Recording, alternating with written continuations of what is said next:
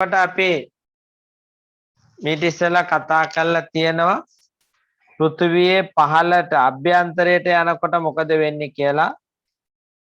අභ්‍යන්තරයට යනකොට මොකද වෙන්නේ කියලා පුතේ අද අපි කතා කරන්නේ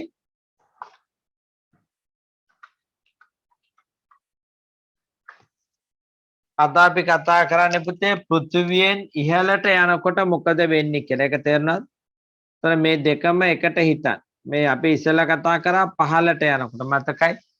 පහළට යනකොට මෙයාව බෙදුවා කබොල ප්‍රාවරණය සහ හරය කියලා. දැන් අපි කතා කරන්නේ පුතේ මෙහෙම උඩට යනකොට. තේරුණාද?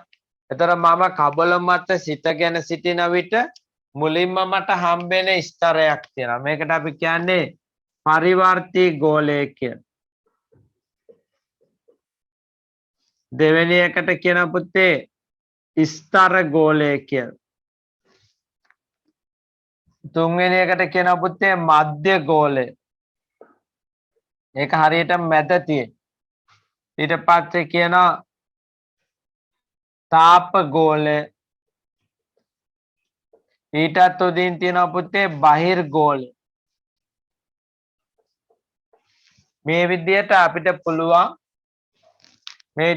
පුළුවන් පුතේ පෘථිවියේ ඉඳන් උඩට යනකොට තියෙන ස්තර ටික නම් කරන්න පුළුවන්. හරි? ඒ නම් කරන්නේ පරිවර්තී ගෝලය, ස්තර ගෝලය, මධ්‍ය ගෝලය, තාප ගෝලය සහ බහිර් ගෝලය කියන. එහෙනම් මම හුස්ම ගන්නෙ මගේ ඇඟ ගැටෙන්නේ මොකක්ද එක්කද පුතේ? පරිවර්තී ගෝලයත් එක්ක. තේරුණාද? ඒකට අපි කියන්නේ පුතේ පරිවර්තී ගෝලය කියලා. ඒක කබලත් එක්කත් ගැටෙනවා.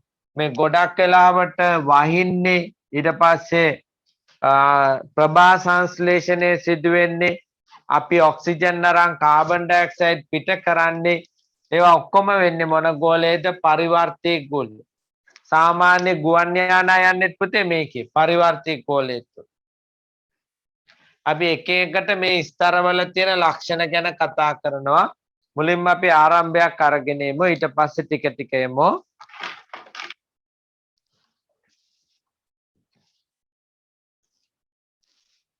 බලන්න පටුන දිහා වායු ගෝලයේ ස්තර වලට බෙදෙනවා පරිවර්තී ගෝලය, ස්තර ගෝලය, මධ්‍ය ගෝලය, තාප ගෝලය සහ බහිර් ගෝලය කියලා.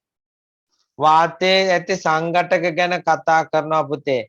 Nitrogen, oxygen, argon, carbon dioxide සහ වෙනත් වායු. ඊට පස්සේ වායු දූෂණය ගැන අපි කතා කරනවා. තේරුණාද?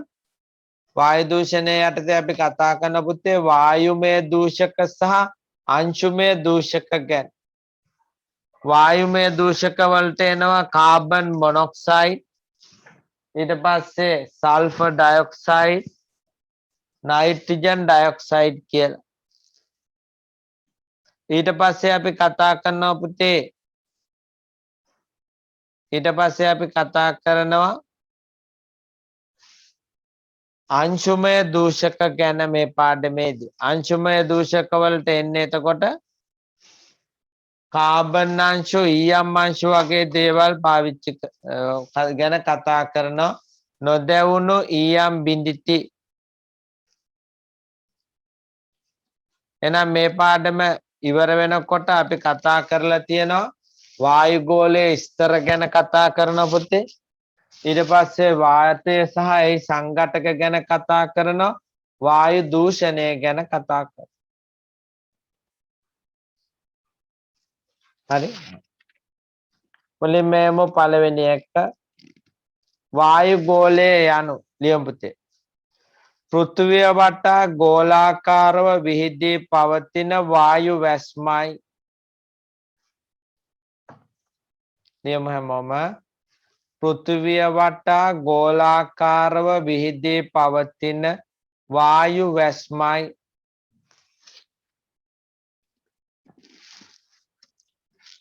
එය පොළව මට්ටමේ සිට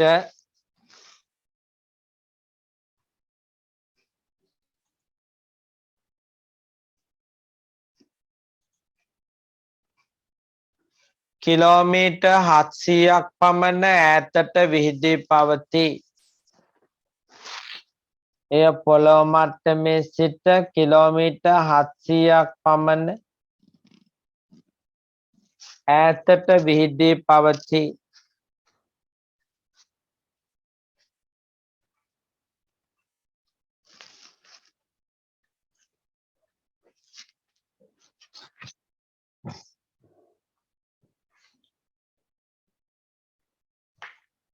ඊළඟ කරුණ පුතේ වාතය පදාර්ථයක් වන නිසා වායුවට බරක් හා අවකාශයේ ඉඩක් ගනී. අප සිටින ස්ථානයට ඉහළින් ඇති වාතයේ බර නිසා ශරීරය මතද අවට ඇති සියලු දේ මතද පීඩනයක් ක්‍රියා කරයි. ඒ පීඩනයට කියනවා පුතේ වායු පීඩනය කියලා.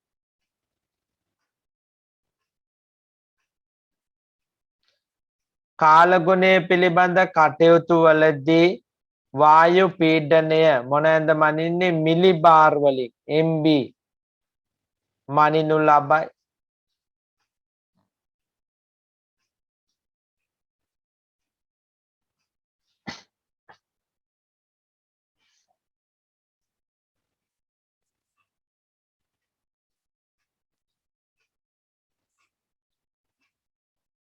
මිලිබාර් වලින් මනිනු ලබයි.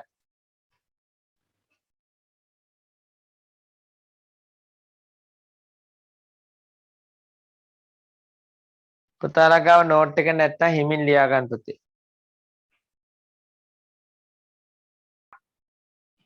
දැන් අහන්න පුතේ ඊළඟ කොටසට එනවා.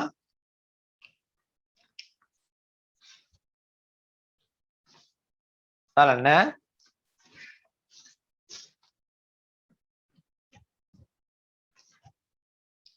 දැන් ඒ කියපු කරුණ ආයි කියලා දෙන්න චුට්ටක්. අපි දැන් මේ ඉන්නකොට ගොඩබිම අපි ඉන්නකොට අපේ ඇඟ මෙහෙම වායු ගෝලයට නිරාවරණය වෙනකොට පුතේ මේ වාතයේ බර නිසා මෙහෙම අපිව තද කරනවා. දැන් අපිට එහෙම දැනෙන්නේ නැත්තේ තද කරනවා කියලා ඇයිද දන්නවද? අපි ඉපදුණු දවසේ නම් අපිව තද කරනවනේ. ඒ හින්දා අපිට ඒක දැනෙන්නේ නැහැ. එහෙම කවුරුවත් දැන් අපේ ඔළුව උඩ තිබ්බොත් එහෙම වැලි කොටයක් අපිට දැනෙනවා. මොනවා හරි දෙයක් ඔළුව උඩින් තිබ්බොත් අපිට දැනෙනවනේ බරයි කියලා. ඒකත් දැන් ඔක සමහරවල්ලාට පුතාලට දෙනවාද කන්නඩි දෙකක් දාපුවාලුත් ටිකක් වෙනස දැනෙනවා. හැබැයි මාසයක් විතර යනකොට එහෙම කන්නඩි දෙකක් තියෙනවද කියලා දැනෙන්නේ නැහැ. මොකද ඒකට හුරු වෙනවා. ඒ වගේ මේ වායු ගෝලය මගින් අපිව බර නිසා තද කරනවා. නමුත් අපිට ඒක වැඩි දැනෙන්නේ නැහැ. ඒකට අපි කියනවා පුතේ වායු පීඩනය කියලා. වායු පීඩනය කියලා කියන එක මනින්නේ මිලිබාර් වලින් කියලා කියනවා. ඊළඟට අපි මෙහෙම මුහුදු මට්ටමේ ඉඳන් උඩට යනකොට හරි පුතේ මුහුදු මට්ටමේ ඉඳන් උඩට යනකොට මේ මුහුදු මට්ටමේ සිට වෙන මේ උසෙයි වෙනසට අපි නමක් කියන පුතේ උන්නතාංශය කියන. ඒකට කියනවා නමක් අපි උන්නතාංශය කියන. ඒතර උන්නතාංශය කියලා කියන්නේ මොකද්ද? මුහුදු මට්ටමේ සිට. මුහුදු මට්ටම කියන්නේ දැන් අපි ඉන්නේ මුහුදු මට්ටමේ. පානදුර තියෙන. තේරුණාද? කළුතර පානදුර වගේ ප්‍රදේශ තියෙන්නේ මුහුදු මට්ටමේ. හැබැයි නුවරඑළියේ තියෙන ඊට වඩා ගොඩක් උඩින්. තේරෙනවද? එතකොට මේ මුහුදු මට්ටමේ සිට ඉහළට යනකොට අපි කියනවා උන්නතාංශය වැඩි වෙනවා කියලා. දැන් පුතාලා කල්පනා කරන්න පානදුරේ ඉඳන් නුවරඑළියට යනකොට මොනවද වෙන්නේ වෙනස් වී? පුතාලා කවදා හරි ගිහිල්ලා ඇතිනේ. චාරිකාවක් හරි දැන් යන්න බැරි වුණා. එහෙම ගිය වෙලාවක ඔබට ලැබිලා තියෙන වෙනස් වීම මොකද? එකක් තමයි සීතල වෙන. එහෙනම් පළවෙනියෙන්ම තේරුම් ගන්න ඕන උෂ්ණත්වය එන්න මොකද වෙන්නේ? උෂ්ණත්වය එන්න උඩට යන්න අඩු වෙනවා. ඒක පළවෙනි කරුණ. දෙවෙනි එක පීඩනයත් අඩු වෙනවා. එහෙනම් උන්නතාංශය අනුව මොකද වෙන්නේ? මේ වායු ගෝලයේ තියෙන ස්තරවල ස්වභාවය වෙනස් වෙනවා. ප්‍රධාන කරුණු දෙකක් වෙනස් වෙනවා. ඒ කරුණු දෙක තමයි එකක් උෂ්ණත්වය අනිත් එක තමයි පීඩනය. ඒතර දැන් අපි කිව්වේ අපි ඉන්න මේ පරිවර්තී ගෝලය තුල වෙන වෙනස. පැහැදිලිද? ඒතර පරිවර්තී ගෝලයට වඩා අපි කලින් වොන් දැන් මෙහෙම පෘථිවියේ පිටට යනකොට තව ස්තරණ දැම්මනේ පරිවර්තී ගෝලය, ස්තර ගෝලය, බහිර්ගෝලය එම කියන. ඒ හැම එකේම වෙනස තමයි මෙහෙම බෙදන්න හේතුව තමයි මේකේ පීඩනය උෂ්ණත්වයට වඩා මේකේ පීඩනය උෂ්ණත්වය වෙනස්. ඊට වඩා B ගේ වෙනස්. B ට වඩා C ගේ වෙනස්. තේරුණා? C ට වඩා D ගේ වෙනස්. මොනවද වෙනස් වෙන්නේ? උෂ්ණත්වයයි පීඩනය. ඒ නිසා තමයි අපිට මෙහෙම ස්තර වලට බෙදන්න පුළුවන් වෙලා තියෙන්නේ. එහෙම කියලා හරියටම මායිමක් ගහලා වෙන් කරන්න බෑ. අපි ආසන්නව වෙන් කරනවා පුතේ මොනවද? බහිර්ගෝලය, ස්තර ගෝලය, මධ්‍ය ගෝලය, තාප ගෝලය. බහිර් නෙමෙයි පරිවර්තී ගෝලය, ස්තර ගෝලය, මධ්‍ය ගෝලය, තාප ගෝලය සහ බහිර්ගෝලය කියන. මුලින්ම තියෙන්නේ පරිවර්තී ගෝලය, අන්තිමට තියෙන්නේ බහිර්ගෝලය. එහෙනම් කරුණු දෙකක් ආයි කියලා දුන්නා. එකක් තමයි උන්නතාංශය. මුහුදු මට්ටමේ සිට ඉහළට යන විට නැත්නම් ඇතිවන උසෙයි වෙනස. ඒකට කියනවා උන්නතාංශය කියලා. උන්නතාංශය නිසා වෙනස් වෙන රාශි දෙකක් ගැන කියලා දුන්නා. එකක් තමයි උෂ්ණත්වය, දෙවෙනි එක තමයි පීඩනය. එහෙනම් මේ අපි වායුගෝලය ස්තර වලට බෙදන්නේ මෙන්න මේ කියන සාධක දෙක වෙනස් වීම අනුව. මොන සාධක දෙකද? උෂ්ණත්වයයි පීඩනයයි වෙනස් වීම අනුව. දැන් බලමු.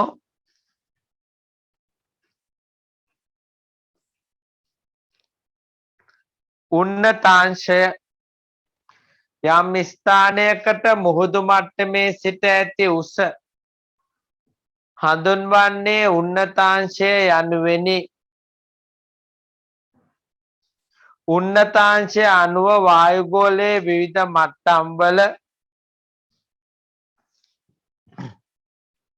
උන්නතාංශය අනුව වායුගෝලයේ විවිධ මට්ටම්වල උෂ්ණත්වයද පීඩනයද වෙනස් වී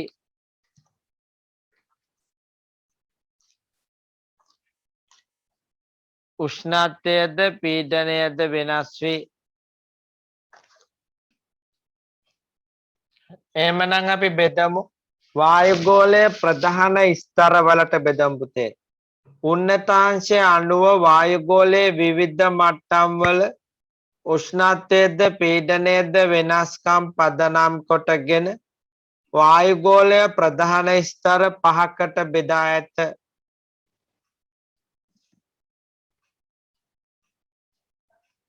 හරිද? 1 පරිවර්තී ගෝලය, 2 ස්තර ගෝලය,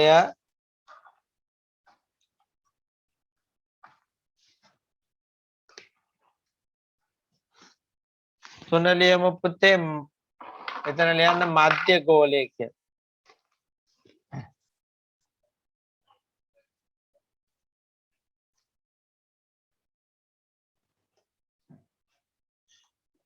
පුතාලා අනිත් නම් ලියන්න එපා. දැනට මධ්‍ය ගෝලය කියලා විතරක් ලියන්න. මොකද පුතාලා ඒ විභාගෙට සමහර ලිව්වොත් ලකුණු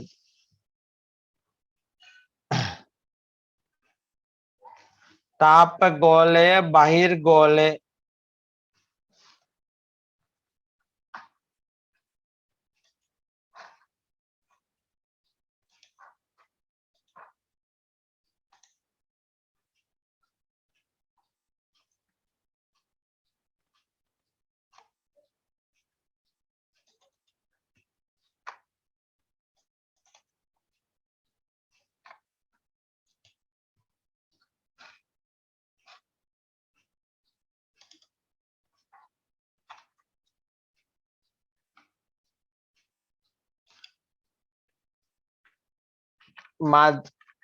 පරිවර්තී ගෝලය, ස්තර ගෝලය, මධ්‍ය ගෝලය,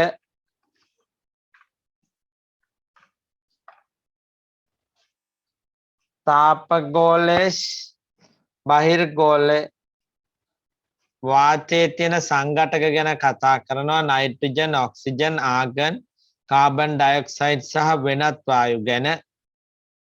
වායු දූෂක දෙවර්ගයක් ගැන අපි කතා කරන පුතේ මේ පාඩමේ. ඒ තමයි වායුමය දූෂක සහ අංශුමය දූෂක ගැන. तर අපි ගිය සතියේ කතා කරා උස වැඩි වෙනවත් එක්කම උස වැඩි වෙනවට අපි කියපු වචනේ උන්නතාංශය.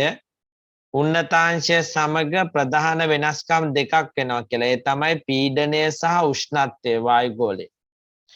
ඊට පස්සේ පුතේ පෘථිවිය වටා තියෙන ගෝලාකාරව වීදියේ පවතින වැස්ම අපි කිව්වා වායු වැස්ම වායුගෝලයයි කියලා. ඒක කිලෝමීටර් 700ක් විතර ඈතට විහිදී පවතිනවා.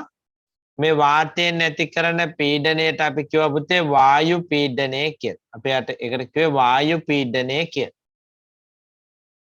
හරිද? ඊට පස්සේ අපි උන්නතාංශය ගැන කතා කරා. මේ උන්නතාංශය අණුව නැත්නම් උෂ්ණත්වය සහ පීඩනය වෙනස් වීම අණුව වායුගෝලය ප්‍රධාන කොටස් පහකට බෙදුවා. එකක් තමයි පරිවර්තී ගෝලය, දෙවෙනි එකට කිව්වා පුතේ ස්තර ගෝලය, තුන්වෙනි එකට කිව්වා මධ්‍ය ගෝලය, හතරවෙනි එකට කිව්වා බහිර්ගෝලය කියලා. අපි අද ආයි මේ එක එක ගෝලය ගැන වෙනම කතා කරමු. එක එක ස්තරය ගැන වෙනම කතා කරමු. මම යනවා බෝඩ් එකට.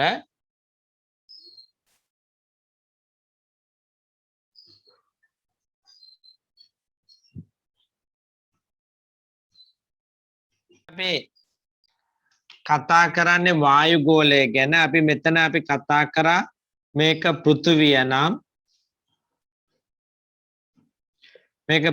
නම් මේ මතු පිටම තියෙන එකට අපි කියපු පුතේ කබොල කියලා නේද? එතකොට මේ කබොලත් එක්ක ගැටි ගැටි වායු ස්තර තියෙනවා. වායු ස්තර තියෙනවා පුතේ 5ක්. 2යි 3යි 4යි 5ක් තියෙන. එතකොට පළවෙනි එකට කිව්වා පරිවර්තී ගෝලය කියලා. පරිවර්තී ගෝලය. මෙන්න මෙහෙම බෝඩ් එකකට ගිහිල්ලා පුතේ පාඩම් ඉගෙන ගන්න ඉවරුණාට පස්සේ විතර මතකෙට. දෙවෙනි එකට කිව්වා අපි ස්තර ගෝලය කියලා. මැද එකට අපි කිව්වා මධ්‍ය ගෝලය කියලා. එතන මැද එක මධ්‍ය ගෝලය. ඊට උඩ එකට කිව්වා පුතේ අපි තාප ගෝලය කියලා. තාප ගෝලය කියලා කිව්වා. ඊටත් උඩ එකට අපි කිව්වා පුතේ බහිර්ගෝලය කියලා. එතන මේ තමයි ස්තර පහ. ආයෙ එකපාරක් කියමු. පරිවර්තී ගෝලය, ස්තර ගෝලය, මධ්‍ය ගෝලය, තාප ගෝලය, බහිර්ගෝලය. එතන මේක මෙහෙම මතක තියාගන්න. මේ පොළවෙනේ මුලින්ම ඉන්නේ පොළවේ තියෙනවානේ පස් නේද? පාස් කිව්වේ පරිවර්තී ගෝලය, ස්තර ගෝලය. එතන මේ දෙක ඉවරයි. මැද කොහොමද මධ්‍ය ගෝලේ? එතකොට උඩ ඉන්නේ පිටින්ම ඉන්නේ බහිරවය කියලා මත දෙනවා. බහිරවය කියන අය තමයි පිටින් ඉඳන් පරිස්සම් කරන්නේ. එතකොට බහිරවය ඉන්නේ ගිනි ගොඩක් ගහගෙන. එතකොට ගිනි ගොඩ කියන්නේ තාපය. එහෙනම් බහිර්ගෝලය තියෙනවා, තාප ගෝලය තියෙනවා, පරිවර්තී ගෝලය තියෙනවා, ස්තර ගෝලය තියෙනවා, මැද තියෙනවා මධ්‍ය ගෝලය. එහෙනම් කියමු පරිවර්තී ගෝලය, ස්තර ගෝලය, මධ්‍ය ගෝලය, තාප ගෝලය, පිටින්ම තියෙන පුතේ බහිරවය, බහිර්ගෝලය. අපි මුලින්ම කතා කරන්න යන්නේ පරිවර්තී ගෝලය කියන්නේ. මේ පරිවර්තී ගෝලය තමයි දැන් ඔය වහිනවනේ නේද? විදුලි කොටනවනේ. ඒ ඔක්කොම සිදු වෙන්නේ මේ පරිවර්තී ගෝලය. එහෙනම් මොකද ඒකට කිව්වේ? කාලගුණික වෙනස් වීම. කාලගුණය වෙනස් වෙන්නේ මේ කලාපේ. ප්‍රභා සංශ්ලේෂණය කරන්නේ ශාක මේ කලාපේ. ප්‍රභා සංශ්ලේෂණය. ඒ වගේම දහනය සිදු වෙන්නේ මේ කලාපේ. ඒ වගේම ගුවන් යානා යන්නේ මේ කලාපේ. පැහැදිලි? ගුවන් යානා පැරෂුට් වගේ දේවල් යන්නේ පුතේ මේ කලාපේ. ඒකට කියන්නේ පරිවර්තී ගෝලය කියලා. ඊට උඩින් තියෙන්නේ ස්තර ගෝලය. නමේම කියනවනේ ස්තර ගෝලය කියලා. එහෙනම් ඒකේ තියෙනවා ඕසෝන් ස්තරය. ඒතර අපිට ඒක මතක තියාගත්ත හැකි ඕසෝන් ස්තරය කියලා කියනවනේ ස්තරයේ තියෙන ස්තර ගෝලය. එහෙනම් ඕසෝන් ස්තරයේ තියෙන්නේ මෙයාගේ ඒක වැදගත්කම. මොකක්ද ඒකට කිව්වේ ඕසෝන් ස්තරය. පුතාලා ඕසෝන් ස්තරය ගැන අහලා තියෙනවද දන්නේ නැහැ. එයා අපේ පෘථිවියට ආරක්ෂක පටලයක් වගේ වහගෙන ඉන්නේ. මේ නිසා සූර්යාගේ ඉඳන්ගෙන අහිතකර පාරජම්බුල කිරණ පෘථිවිය මතට වැටෙන එක නවත්තනවා. කවුරු නිසාද? ඕසෝන් ස්තරය නිසා. මොන කලාපයේද තියෙන්නේ? ස්තර ගෝලයේ. ස්තර ගෝලයේ. මේ ස්තර ගෝලයේ පුතේ වායු කැළඹීම් නැහැ. තේරුණා? ඒ නිසා මොකද වෙන්නේ? පැහැදිලි. විශේෂයෙන්ම මේ ස්තර ගෝලය තුල ජෙට් යානා ගමන් කරනවා. ජෙට් යානා ගමන් කරනවා. හරි? හරි. ඒ වගේම මෙතනට වඩා එතකොට මෙතන වෙනස්. වෙනස තමයි පීඩනය සහ උෂ්ණත්වය. මේ හැම එක්කෙනාගේම පීඩන සහ උෂ්ණත්වය වෙනස්. ඒකයි මෙහෙම බෙදන්නේ. ඒතර පැහැදිලිම බෙදීමක් කියලා එහෙම හොයන්න බෑ. ඒතර අපි දල වශයෙන් මෙහෙම බෙදාගෙන යනවා. ස්තර කීයකටද? 5කට. අපි මුලින්ම පළවෙනි දෙන්න ඉවර කරලා ඉමු. ඊට පස්සේ ඊටු ටිකට එන්න බලමු.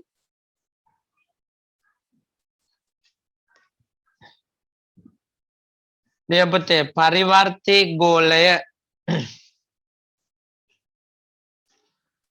පෘථිවි වායු ගෝලයේ පහළම ස්තරය වනුයේ පරිවර්තී ගෝලයයි. කබලට ආසන්නම ස්තරය. පෘථිවි සමකය ආසන්නයේදී මුහුදු මට්ටමේ සිට කිලෝමීටර් 15ක් පමණ විහිදෙනවා. ද්‍රවාසන්න ප්‍රදේශවලදී ටිකක් අඩුයි පුතේ. කිලෝමීටර් 8ක් විතර තියෙන්නේ. වැදගත්කම වායුගෝලයට අයත් මුළු වායු ප්‍රමාණයෙන් 75ක් තියෙනවා. අන්න මේ වායුගෝලයේ අපි වාතය කියන සංයුතියෙන් 75ක් තියෙන පුතේ මෙතන. වැඩිපුරම නයිට්‍රජන් තියෙනවා, ඔක්සිජන් තියෙනවා. වැඩිපුර නයිට්‍රජන් 78ක් තියෙනවා. ඒ කියන්නේ නයිට්‍රජන් ප්‍රතිශතය මුළු වායය 100ක් ගත්තොත් පුතේ ඒකේ 78ක්ම තියෙන්නේ නයිට්‍රජන්.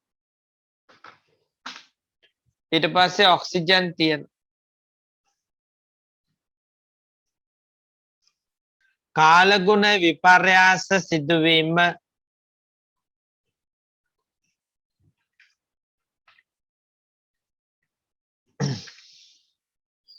කාලගුණ විපර්යාස සිදුවීම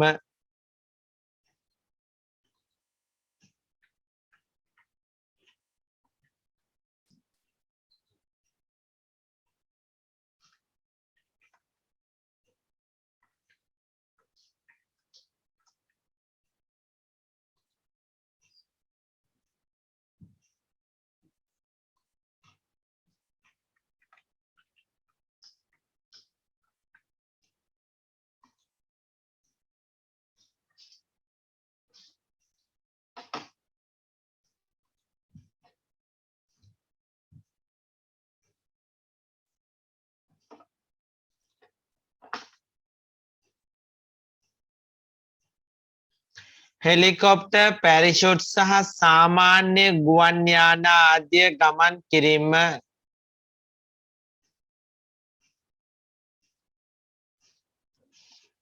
වායුගෝලයේ ඇති ජල වාෂ්ප සහ දූවිලි අංශු වලින් වැඩි ප්‍රමාණයක් අඩංගු වීම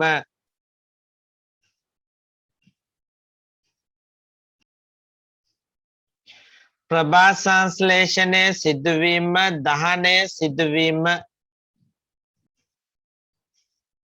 අපි ඊට පස්සේ ලියමු පුතේ ස්තර ගෝලය ගැන ටිකක් මේක ඉවරුනාම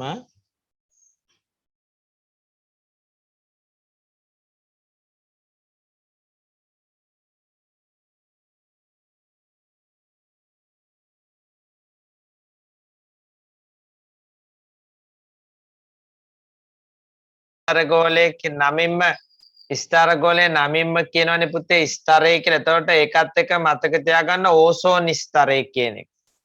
මේ ඕසෝන් මේ ස්තර ගෝලයේ පුතේ අපිට දකින්න පුළුවන් විශේෂ වලාකුළු වර්ගයක් තියෙන. ඒ තමයි කැටි වෙහි වලාකුළු. ඔය පේන්නේ. ඒක කිනිහිරයක හැඩයක් ගන්න. කිනිහිරය කියන්නේ කම්මලේ තියෙන විවිධ දේවල් තලන්න වගේ තියෙන කොටස. ඒකට කියන්නේ කිනිහිර. ඒ වගේ හැඩයක් ගන්න. මුහුදු මට්ටමේ සිට කිලෝමීටර් 15 සිට කිලෝමීටර් 50ක් පමණ ඉහළ ස්තරයක ගෝලය පිහිටා ඇත. මේ ජල වාෂ්ප ඇත්තේ ඉතා සුළු ප්‍රමාණයකි. මේ ජල වාෂ්ප ඇත්තේ ඉතා සුළු ප්‍රමාණයකි.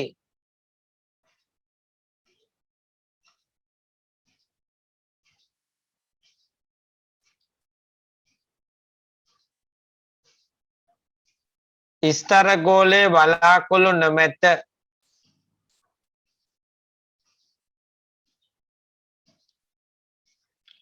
එමෙන්ම කුණාටු හෝ වායු කැළඹීම් නැත. එයඹතේ වැදගත්කම කුණාටු හෝ වායු කැළඹීම් නැති නිසා ජෙට් යානා ගමන් නරඹයි. කුණාටු හෝ වායු කැළඹීම් නැති නිසා ජෙට් යානා ගමන් කරයි. ඕසෝන් වියන හෙවත් ඕසෝන් ස්තරය පිහිටයි. මම පුතාලට ඕසෝන් ස්තරය ගැන කිව්වා. හරි පුතේ. ඕසෝන් ස්තරය ගැන කිව්වා. පෘථිවි සූර්යාගේ සිට පැමිණෙන හානිකර කිරණ විකිරණ පෘථිවිය මතට පැමිණීම ඕසෝන් ස්තරයෙන් වළකයි. අපි ඔතන ලිපුතේ කිරණයක නමක් ලියමුද? පාර ජම්බුල කිරණ. ලියන්න පුතේ.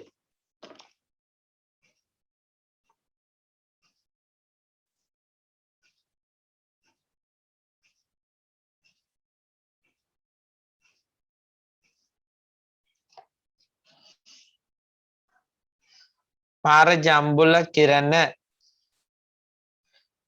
3 කැටිවැහි වලාකුළු වල මුදුන පැතිරිවි කිනේරයක හැඩයක් ගන්නා හැඩයක් ගැනීම ස්තර ගෝලයේදී x දිශාවකට හමන සුළං නිසා කැටිවැහි වලාකුළු වල මුදුන පැතිරිවි කිනිහිරයක හැඩයක් ගනී.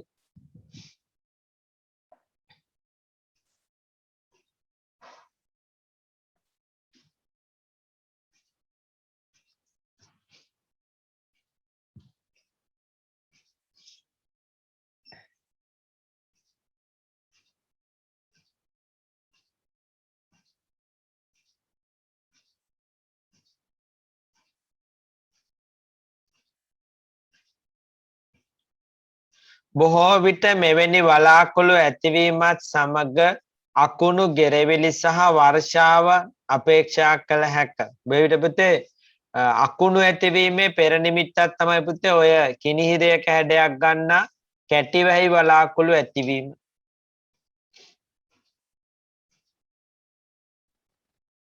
මගේ අහවනේ පුතේ ඕසෝන් ස්තරය කියන්නේ මොකක්ද කියලා. මේ ඕසෝන් ස්තරය කියන්නේ අපේ වායුවක් තියෙනවා පුතේ ඕසෝන් කියලා. දැන් පුතාලා නම් අහලා තියෙන්නේ ඔක්සිජන් කියලා විතරයිනේ. ඒ ඔක්සිජන් වායුවෙන්ම හැදෙන තව වායුවක් තියෙනවා. ඒකට කියන්නේ ඕසෝන් කියලා. හරිද? අන්නේ වායුව මේ ඉහළ වායුගෝලයේදී ඕසෝන් වායුව හදාගෙන මේම ඉන්නවා. මම නිකන් ඕසෝන් වායුව අඳින්න කියලා හිතන්නකෝ. මේ තියෙන්නේ ඕසෝන් වායුව. ඒක මේ අපේ කිට්ටුව නෑ. තියෙන්නේ ඉහළ වායුගෝලයේ. මේ කිට්ටුව ඉන්නේ ඔක්සිජන්. උඩට යනකොට එයා ඕසෝන් වායුව හදා ගන්නවා. මේ ඕසෝන් වායුව මෙන්න මෙහෙම ඉන්නවා. හරිද? තොර මේක මෙහෙම පැතිරිලා තියෙන නිසා මුළු පෘථිවිය වටේම අපි මේකට කියන ඕසෝන් ස්තරය කියලා. එතකොට දැන් අර සූර්යාගේ සිට පැමිණෙන කිරණ දැන් මෙහෙම කිරණ පැමිණෙනකොට අපි හිතමුකෝ අහිතකර කිරණත් එනවා කියලා. මම මේ කොළ පාටින් අඳින්නේ අහිතකර කිරණ. එතකොට එයා අහිතකර කිරණ එයා උරාගෙන ඒවා එවන්නේ නැහැ. අර අනිත් අහිතකර නැති ටික එවනවා. ඒතර අපිට හානිකර බව අඩුයි. තේරුණා?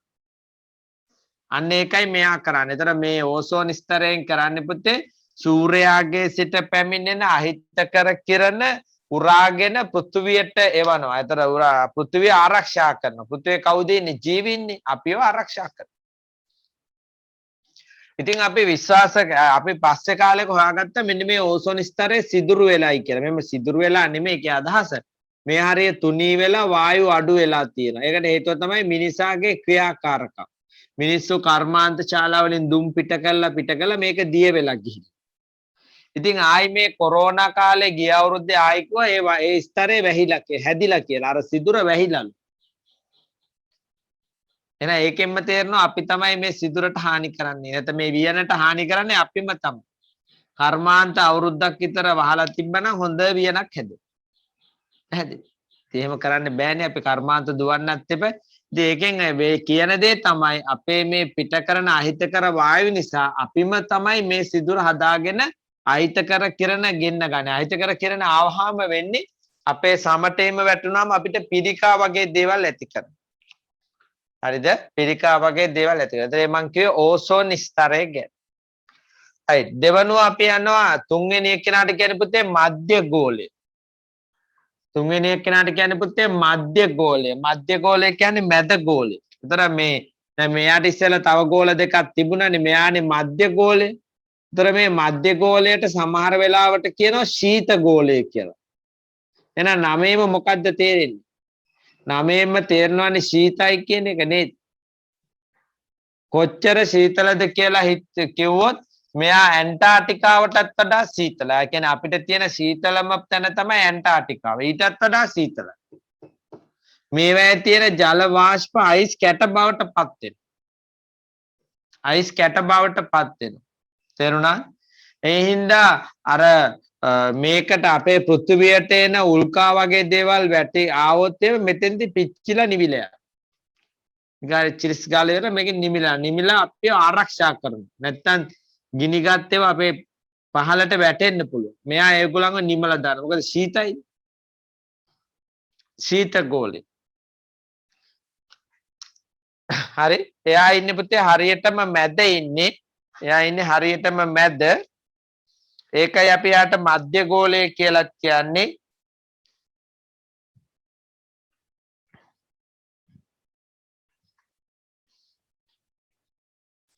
අපි එන ඊළඟ කොටසට යමු. ඒ වගේම පුතේ වලාකුළු වල හිරු බැසගෙන යනකොට වර්ණවත් වලාකුළු අපිට දකින්න පුළුවන් එම ප්‍රදේශයේ.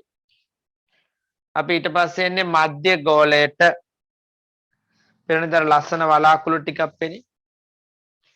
මුහුදු මට්ටමේ සිට කිලෝමීටර් 50ත් 80ත් පමණ දක්වා ඉහළට පිහිටා ඇත්තේ මධ්‍ය ගෝලයයි.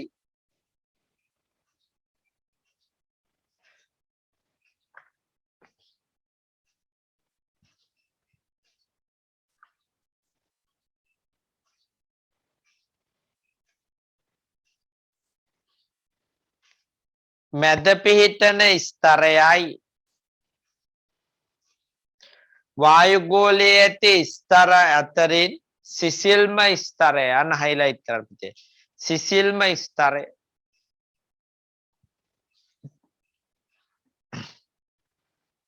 මේදී ජල වාෂ්ප අයිස් වලාකුළු ලෙස මිදේ. හිරු බැසගෙන යන විට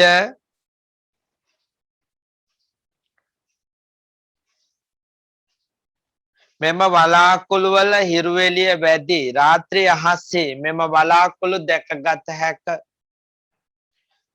වැදගත්කම උල්කාශ්ම දැවී යෑම ආරම්භ වේ. අපි ඊට පස්සේ යමු පුතේ තාප ගෝලයට. හරිද? අපි ඊට පස්සේ යන්න හදන්නේ පුතේ තාප ගෝලයට. දැන් තාප ගෝලය කියන්නේ පුතේ හතරවෙනි එක්කෙනානේ. නවයේම කියන එහෙම මතක තියාගන්න. නවයේම කියනවනේ තාප ගෝලය. තාප ගෝලය නම් රස්නේ වැඩි. නේද? එහෙනම් තාප ගෝලයේ තමයි අරයා සීතලයි. එතකොට මෙයා රස්නේ. බලන්නකො වෙනස. ඒ කියන්නේ අපි කිව්වේ ස්තරයෙන් ස්තරයට යනකොට වෙනස් කියලා. එහෙනම් මෙයාට කියන්නේ පුතේ තාප ගෝලය. හරිද? හුඟක් වෙලාවට අර සූර්යාගේ සිට පැමිණෙන අහිතකර පාරජම්බුල කිරණවල තියෙන ශක්තිය උරාගෙන මෙයා රත් වෙනවා. ඒකයි මේකට හේතුව. තාපගෝලයේ හේතුව ඒකයි. ඊළඟ දේ පුතේ මේ අපේ ජාත්‍යන්තර අභ්‍යවකාශ මධ්‍යස්ථානයේ පිටන්නේ මේ කොටසේ. ජාත්‍යන්තර අභ්‍යවකාශ මධ්‍යස්ථානය කියන්නේ මොකද්ද දන්නවද? ලෝකේ රටවල් එකට එකතු වෙලා උඩු ගුවනේ හැදුවා පුතේ වෙනමම අභ්‍යවකාශ ගෙයක් වගේ දෙයක්. ඒගොල්ලන්ගේ නිවහනක්. එතකොට වෙන්නේ මේ පෘථිවියෙන් යන රොකට් මෙතනට ඇවිල්ලා බානවා. ඒගොල්ලෝ එතන නවතිනවා. මෙතන ඉඳන් ඕනනම් නැවත යන්න පුළුවන් හඳට. ඒ වගේ මේක අතරමැද නැවතුම් මධ්‍යස්ථානය. ඊට පස්සේ මේකේ නම් පරීක්ෂණ කරන්න පුළුවන්. මෙතන ඉඳන් දුරේක්ෂ වලින් පේනවා. ඒ වගේ ගොඩාක් පහසුකම් ලබා ගන්න පුළුවන් නිසා ඒගොල්ලෝ හදපු මේ මධ්‍යස්ථානයට කියනවා ජාත්‍යන්තර අභ්‍යවකාශ මධ්‍යස්ථානය කියලා. මේක රටවල් කීපයක් එකතු වෙලා තමයි මේකේ වැඩ කරන්නේ. ඒගොල්ලෝ මාස 6න් 6ට වගේ පෘථිවියට ඇවිල්ලා ආයෙ වෙන කට්ටියක් මාරු වෙනවා. හරි? ඒක තියෙන්නේ තාපගෝලය. ඊට අමතරව සමහර වෙලාවට චන්ද්‍රිකා උඩ එකෙත් තියෙනවා, යා මේකෙත් තියෙනවා. කෘත්‍රිම චන්ද්‍රිකා. හරි? තව විශේෂ දෙයක් කිව්වොත් එහෙම මේ උතුරු අර්ධගෝලයේදී සහ දකුණු අර්ධගෝලයේදී මේගොල්ලන්ගේ අපි දකිනවා විවිධ වලාකුළු නැත්නම් අහසේ විවිධ වර්ණ රටා දකින්න. අපි ඒවට කියනවා නම උතුරු අර්ධගෝලයේ පේන එකට අපි කියනවා උත්තරාලෝකය කියලා. ලස්සන ආලෝකයක් පේනවා. ඒකට කියන්නේ උත්තරාලෝකය. ඒතර උත්තරාලෝකය කියන්නේ උතුරු අර්ධගෝලයේ පේන එකට. දකුණු අර්ධගෝලයේ පේන එකට අපි කියන්නේ පුතේ දක්ෂිණාලෝකය කියලා. හරි? අපි එන ලියමු තාපගෝලය ගැන ලියමු. එයාගේ ඔළුවට යන ඕන දේ තමයි තාපය වැඩිම, උෂ්ණත්වය වැඩිම වායුගෝලය කොටස. තාපගෝලය කිලෝමීටර් 80 සිට 120ක් පමණ දුරට පැතිර පවතී. එහි ඇති වායු අංශු මගින් සූර්ය තාපය උරා ගනී.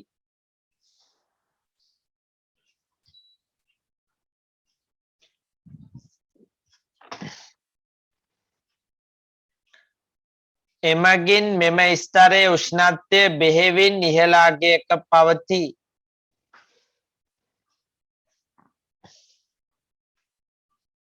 වැදගත්කම ජාත්‍යන්තර අභ්‍යවකාශ මධ්‍යස්ථානය මෙම ස්තරයේ පිහිටා ඇත. උත්තරාලෝකය සහ දක්ෂිණාලෝකය නම් දර්ශනයක් දක්නට ලැබේ.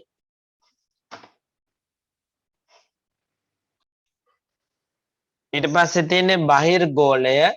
බහිර්ගෝලය කියන්නේ පිටතින්ම පවතින එක ලියමු. පිටතම පවතින ඊටම තුනී ස්තරයයි. මුහුදු මට්ටමින් කිලෝමීටර් 120ක් පමණ සිට අභ්‍යවකාශයේ තෙක් විහිදී පවතී. අභ්‍යවකාශය සමග එක්වන මායිමක් පැහැදිලි නැත. දැන් පුතේ පුතාලා ඊට පල්ලෙහාන් තියෙන වගුව සම්පූර්ණ කර. ඒවා හරිද බලන්න. උත්තරාලෝකය සහ දක්ෂිණාලෝකය නම් දර්ශනයක් දක්නට ලැබේ. එම දක්නට ලැබෙන්නේ තාපගෝලය. උල්කාවෙනි ආකාශ වස්තු පොළවට වැටීමට පෙර දැවී යෑම සිදු කරයි. ඒක පුතේ මධ්‍ය ගෝලය. ජාත්‍යන්තර අභ්‍යවකාශ මධ්‍යස්ථානය මෙම ස්තරය තුල රඳවා ඇත. තාපගෝලය. ජෙට් යානා ගමන් ගනී. ස්තර ගෝලය. ඕසෝන් වියන හෙවත් ඕසෝන් ස්තරය ඇත. ස්තරය කියලා නමම කියවෙනවනේ. එහෙනම් ස්තර ගෝලය. හෙලිකොප්ටර් පැරෂූට් ගුවන් යානා ගමන් ගනී. පරිවර්තී ගෝලය. කැටිවයි වලාකුළු වල මුදුන පැතිනිවි තිනිහිරයක හැඩයක් ගනී. ස්තර ගෝලය. වායුගෝලයට අයත් මුළු වායු ප්‍රමාණයෙන් 75ක් පමණ පවතී. පරිවර්තී ගෝලය. විදුලි කෙටීම් සහිත වර්ෂාවක් ඇතිවේ. පරිවර්තී ගෝලය.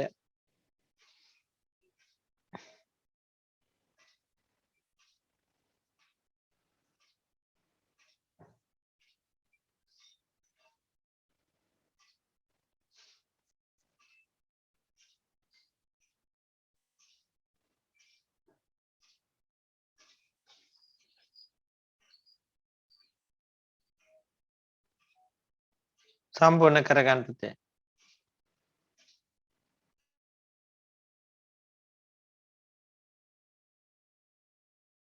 ගන්න පුළුවන්. හරි පුතේ දැන් අපි කතා කරන්න යන්නේ පුතේ උෂ්ණත්වය සහ පීඩනය කොහොමද වෙනස් වෙන්නේ කියලා. අපි කියවනේ පුතාලට මතකද අපි කිව්වා මෙහෙම මුහුදු මට්ටමේ සිට උඩට යනකොට වැඩි වෙන එකට මොකක්ද අපි කිව්වේ? ඒකට කිව්වේ උන්නතාංශය. තේරුණාද? උන්නතාංශය කියලා කිව්වා. මේ උන්නතාංශය නිසා සිදුවෙන දේවල් දෙකක් කිව්වා. වෙනස්කම් එකක් තමයි උෂ්ණත්වය වෙනස් වෙනවා කිව්වා. හරි පුතේ එකක් තමයි අපි කිව්වා උෂ්ණත්වය වෙනස් වෙනවා. දෙවෙනි එක තමයි පීඩනය වෙනස් වෙනවා කියලා කිව්වේ. හරිද? සාමාන්‍යයෙන් පීඩනය පුතේ මුහුදු මට්ටමේ ඉඳන් උඩට යන්න අඩු වෙනවා. පීඩනය.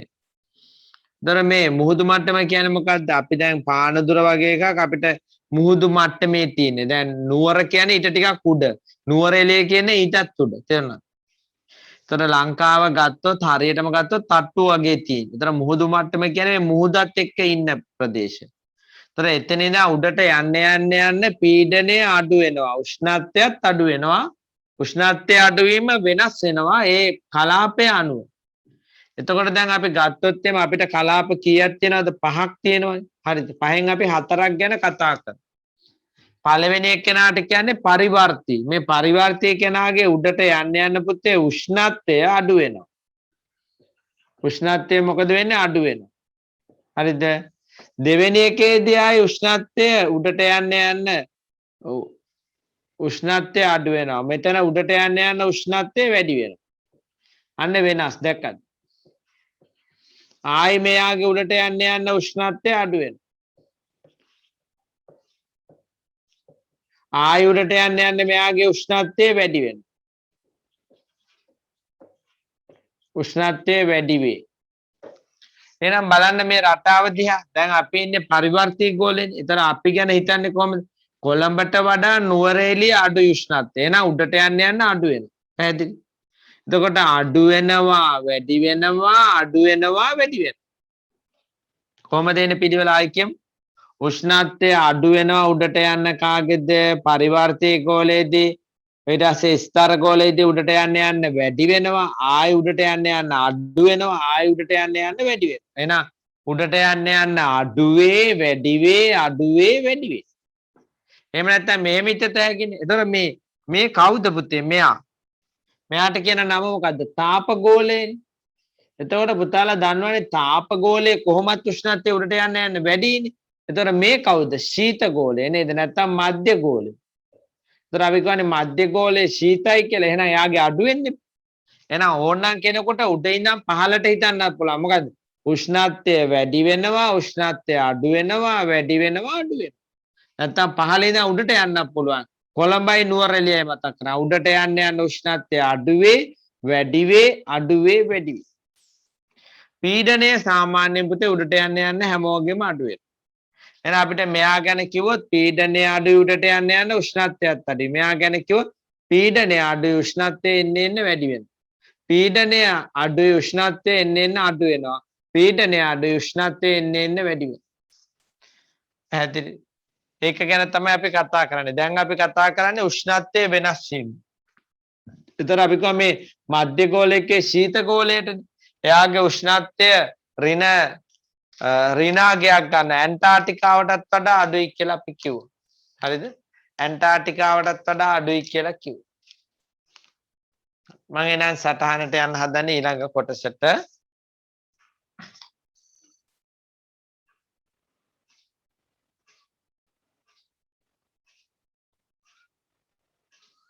ඉතින් පොඩි ක්‍රියාකාරකමක් තියෙන එක දිහා ගමු. වායුගෝලීය ස්තර නිරූපණය කරන ආකෘතියක් නිර්පදවා ගැනීම. අපි කරන්නේ පුතේ කාඩ්බෝඩ් රවුන්ඩ් වල අරය අඩු කරගෙන රවුන්ඩ් ටිකක් කපලා රවුන්ඩ් 5ක් කපලා ඒවා අඩුවෙන් තියලා මේ විදිහට හදා ගන්න. ඒතර පිටින්ම තියෙන්නේ බහිර්ගෝලය, ඊට පස්සේ තාපගෝලය, මධ්‍යගෝලය, ඊට පස්සේ ස්තර ගෝලය, ඊට පස්සේ පරිවර්තී ගෝලය. එහෙමයි හැදෙන්නේ. ඒතර ලංකාවේ රූපය පෘථිවිය රූපයක් අරන් මැදට දානවා. හැදේ. ඒතර අපිට මේක අපි මේ ඉස්සර මතක ඇති කබොල ප්‍රාවරණයේ හරය හැදුවා. ඒතර මේක ඒක අනිත් පැත්ත. ස්තර ටික තමයි හදලා තියෙන්නේ. බලන්න මම කියාගෙන යනවා.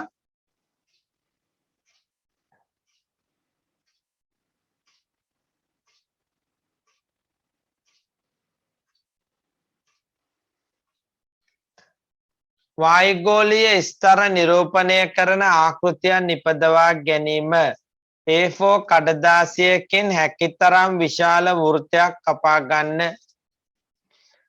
එයට වඩා 2 සෙන්ටිමීටර් අඩු අරයක් සහිත තවත් කඩදාසි වෘත්තයක් කපා ගන්න. ඉන්පසු එකින් එකට 2 සෙන්ටිමීටර් බැගින් කුඩා වෙනසේ කඩදාසි වෘත්ත 3ක් කපා ගන්න. මැද ඇති කඩදාසි වෘත්ත මත පෘථිවි ගෝලයේ කුඩා රූපයක් කලවන්න. ඉන්පසු එක් එක් ස්තරය නම් කරන්න. එක් එක් ස්තරයේ මුහුදු මට්ටමේ සිට ඇති උස සහ වැදගත්කම ලියා දක්වන්න. අපි එතකොට ඒව ගැන කතා කරමු. හරි. අන්තිම කරුණු දෙක ලියා ගන්න පුතේ ඉස්තැනේ.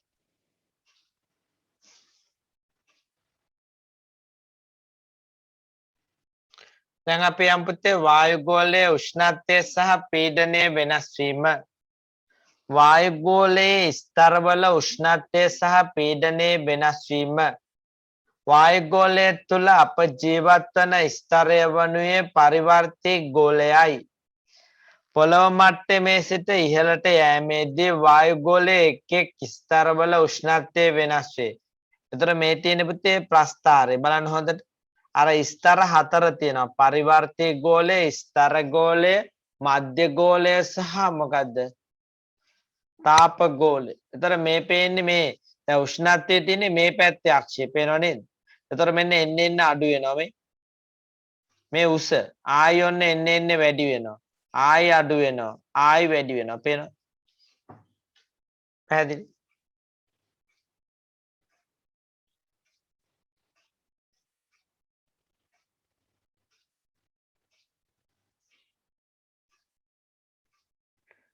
හරි? දැන් අපි එකිනෙක ගැන කතා කරන්න බලමු.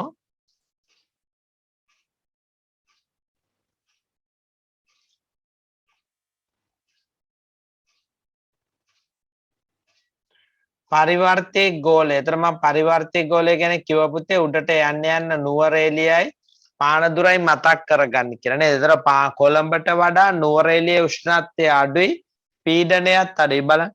උෂ්ණත්වය කොළඹ 27යි, නුවරඑළියේ 15යි. පීඩනය 1100යි 813යි අඩු වෙලා. නියමේනා පරිවර්තී ගෝලය ඉහළට යන විට එනම් උන්නතාංශය වැඩි වන විට එහි උෂ්ණත්වය මෙන්ම පීඩනයද අඩුවන බවය. සූර්ය තාපය නිසා ගොඩබිම සහ මුහුද රත් වී එබැවින් ගොඩබිම අසල උෂ්ණත්වය වැඩිය. ගොඩබිමෙන් ඉහළට යන විට වාතයේ උෂ්ණත්වය ක්‍රමයෙන් අඩු වේ.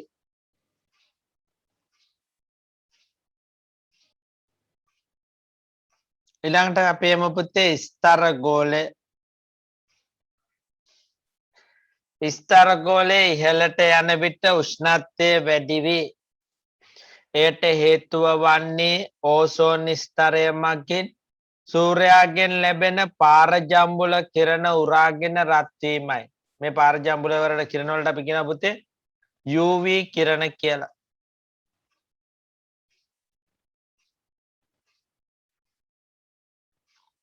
මධ්‍ය ගෝලය වායුගෝලයේ අඩුම උෂ්ණත්වය වාර්තා වන්නේ මධ්‍ය ගෝලයෙනි. එයට හේතුව සූර්ය ශක්තිය උරා ගන්නා ඕසෝන් වායු ප්‍රමාණය ඉතා අඩු වීමයි. මේ උෂ්ණත්වය පුතේ ඍණ 90ට කිට්ටුයි. එතකොට වරහන් ඇතුළේ තියෙනවා ඍණ සෙල්සියස් අංශක 90ක් පමණ වේ. පෘථිවියේ සීතල අඩුම ප්‍රදේශය වන ඇන්ටාර්ක්ටිකාවටත් වඩා අඩුය.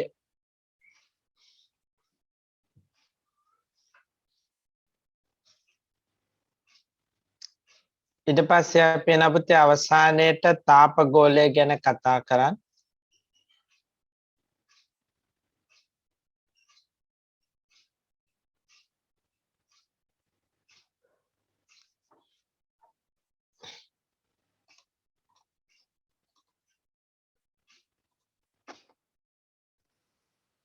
තාපගෝලයේ ඉහළට යන විට නැවතත් උෂ්ණත්වය වැඩි වේ. ඊට හේතුව සූර්ය ශක්තිය අධික ලෙස උරා ගැනීමයි. තාපගෝලයේ ඉහළට යන විට නැවතත් උෂ්ණත්වය වැඩි වේ.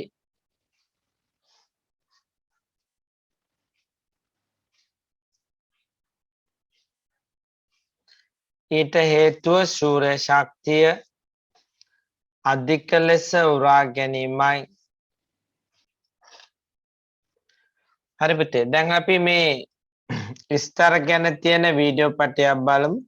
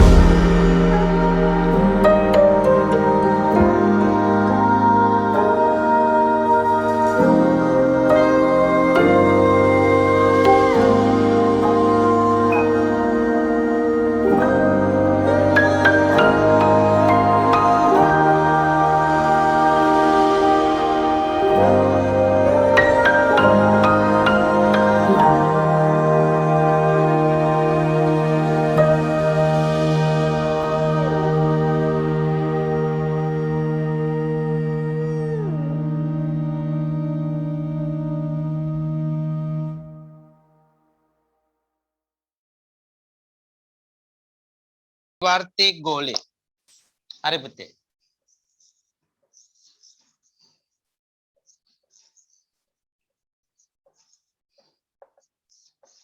පරිවර්තී ගෝලයේ තියෙන සංයුතිය ගැන කතා කරන්නේ ප්‍රධාන වායු වර්ග දෙකක් තියෙනවා පුතේ. සංයුතියට අයිති වෙන ප්‍රධාන වායු වර්ග දෙකක් තියෙනවා. හරි? එකක් තමයි නයිට්‍රජන්. සාමාන්‍ය නයිට්‍රජන් 78ක් තියෙනවා. ඒ කියන්නේ ලොකු ප්‍රමාණයක්. 4න් 3ක් විතර තියෙන්නේ නයිට්‍රජන්. පේනවනේ? ඊට පස්සේ තියෙනවා පුතේ ඔක්සිජන්. ඊට පස්සේ ඔක්සිජන් තියෙනවා. ඊට පස්සේ තියෙනවා පුතේ ආගන් කියන වායුව. ඊට පස්සේ තියෙනවා කාබන් ඩයොක්සයිඩ්. Carbon dioxide. ඊට පස්සේ වෙනත් වායු තියෙනවා. තේරුණා? මෙන්න මේ ටිකේ එකතුවක් ගැන අපි කතා කරනවා. මොනවද තියෙන්නේ? බලන්න බෝඩ් එක දිහා. නයිට්‍රජන් තියෙනවා 78ක්. ඊට අමතරව ඔක්සිජන් තියෙනවා පුතේ 121ක්. 121ක් තියෙනවා. ආගන් තියෙනවා, කාබන් ඩයොක්සයිඩ් තියෙනවා, වෙනත් වායු තියෙනවා. හැදිරිද? එතකොට වැඩිපුරම තියෙන වායුව මොකද්ද? නයිට්‍රජන්. අපි ඊට පස්සේ මේ එක එක වායු වල තියෙන සංයුතිය ගැන කතා කරන්න ඕන. එක එක වායු වල තියෙන ප්‍රයෝජන ගැන අපි කතා කරන්න පුතේ. එක එක වායු වල තියෙන ප්‍රයෝජන ගැන කතා කරනවා. ඊට පස්සේ මේවා ප්‍රස්ථාරිකව පෙන්වන්නේ කොහොමද කියලා කතා කරනවා. මෙහෙම වට ප්‍රස්ථාරයක් ඇන්දොත් මේ ඔක්කොම 100ක් කියලා ගත්තොත් ඒකෙන් වැඩි ප්‍රමාණයක් තියෙන්නේ නයිට්‍රජන් නේද? 78ක්. 121ක් විතර තියෙන්නේ ඔක්සිජන්. අන්න එහෙම අපි දැනගන්න ඕන ප්‍රස්ථාරයක දුන්නොත් අල්ලගන්න. කොහොමද අල්ලගන්නේ? වැඩියෙන් තියෙන්නේ නයිට්‍රජන් 178ක්. අඩුවෙන් තියෙන්නේ ඊට පස්සේ තියෙන්නේ ඔක්සිජන්. ඊටු වෙනත් ඒවා තියෙනවා 101ක් විතර. මේක ඇතුලේ තමයි තියෙන්නේ පුතේ ඔක්සිජන් ආගන් කාබන් ඩයොක්සයිඩ් සහ වෙනත් වායු තියෙන්නේ මේ 101 ඇතුලේ. 101 ඇතුලේ. හරි? එහෙනම් ආයි මං කියනවා අපි කතා කරන්නේ පරිවර්තී ගෝලයේ තුල තියෙන වායු සංයුතිය ගැන. 78ක් තියෙන්නේ නයිට්‍රජන්, ඊළඟට තියෙන්නේ ඔක්සිජන්, ඊළඟට තියෙන්නේ ආගන්, ඊළඟට තියෙන්නේ කාබන් ඩයොක්සයිඩ්. අපි ඒ ටික ලියාගෙන ඊට පස්සේ එක එක වායුවේ තියෙන ප්‍රයෝජන ගැන ඊට පස්සේ අපි කතා කරමු.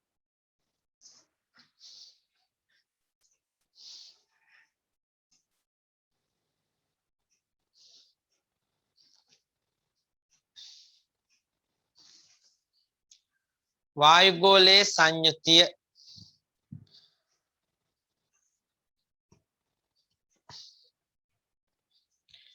බලපතේ වැඩිපුරම අඩංගු වන වායුව වන්නේ නයිට්‍රජන්. වායුගෝලයේ වායු මිශ්‍රණයකි. මිශ්‍රණයක් කියන්නේ පුතේ එකකට වඩා තියෙනවා කියන එක. තේරුණාද? එකකට වඩා තියෙනවා නම් ඒකට අපි කියන්නේ පුතේ මිශ්‍රණයක් කියලා.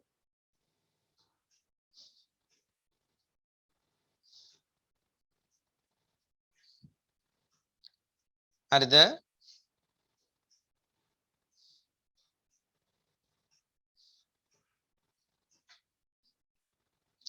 වැඩිපුරම අඩංගු වන වායුව වන්නේ නයිට්‍රජන්ය.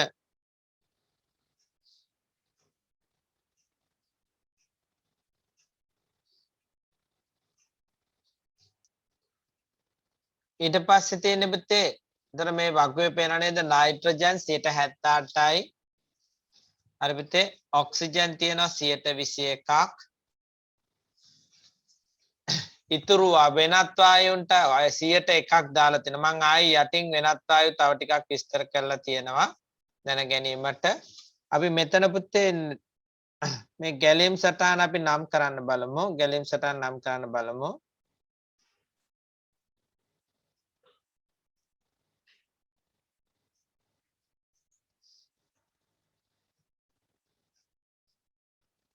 මේ අනුව A කියන්නේ නයිට්‍රජන් නම් කරමු.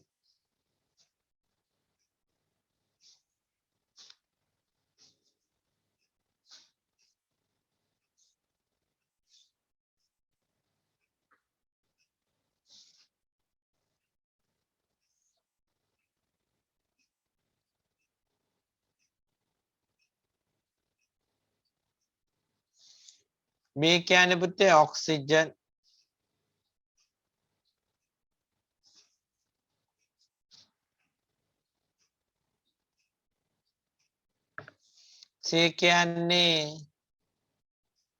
C කියන්නේ වෙනත් වායු.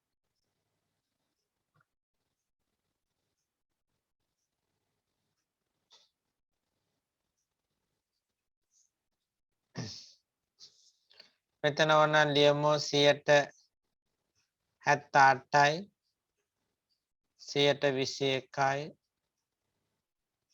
මෙතන 101යි. පහළ පෙන්වන්නේ ඒ ටිකම තමයි. පුළුවන් නම් අගයන් දාන්න බලන්න පුතේ. නයිට්‍රජන් නැවත මතක් වෙන්න. නයිට්‍රජන් 78යි. ඔක්සිජන් 121යි.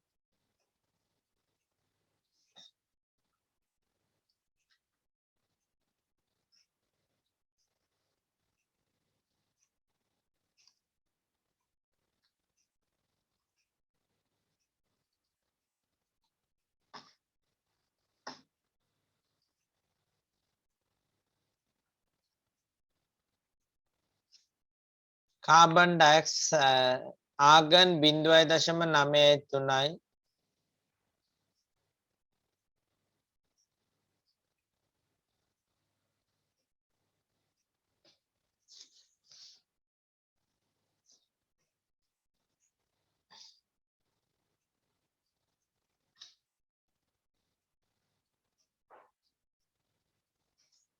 මෙතනත් 121යි ඔක්සිජන්. මෙතන 178යි.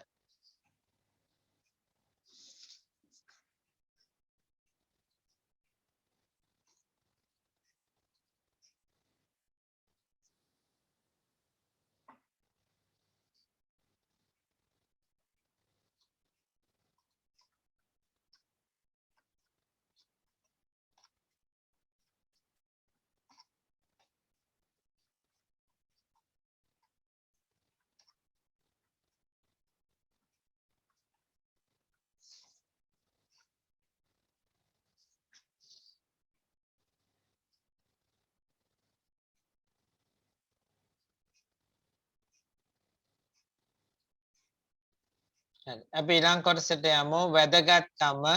වැදගත් කරුණු. නයිට්‍රජන් සහ ඔක්සිජන් වායු ගොලයේ පරිවර්තීය ගෝලයේ අඩංගු ප්‍රධානම සංඝටක දෙක වෙනවා පුතේ. කාබන් ඩයොක්සයිඩ් සහ උච්ච වායු වන ආගන් හීලියම් නියොන් වැනි වායුන් ඉතා සුළු ප්‍රමාණයක් වායු ගෝලයේ පවතිනවා. උච්ච වායු කියන්නේ පුතේ ප්‍රතික්‍රියාශීලී බව අඩු වායු. එහෙම අය තමයි ආගන් හීලියම් නියොන් කියන්නේ. ඕනනම් දැනගන්න චුට්ටක්. ඒවට අපි කියන්නේ උච්ච වායු කියලා. උච්ච වායු කියන්නේ ප්‍රතික්‍රියාශීලී බව ඉතා අඩු ඒවා. ජල වාෂ්ප වල ප්‍රතිශතය කාලය සහ ප්‍රදේශය අනුව වෙනස් විය හැකිය. ඊට සියලුම වායු අවර්ණය ගන්ධයක් රහිතය. ලියමු. ඊට සියලුම වායු වල ලක්ෂණ දෙකක් තියෙනවා. එකක් තමයි අවර්ණය පුතේ, අනිත් එක තමයි ගන්ධයක් රහිතයි. ගන්ධයක් රහිතයි කියන්නේ පුතේ ගන්ධ සුවඳ නැහැ කියන එක.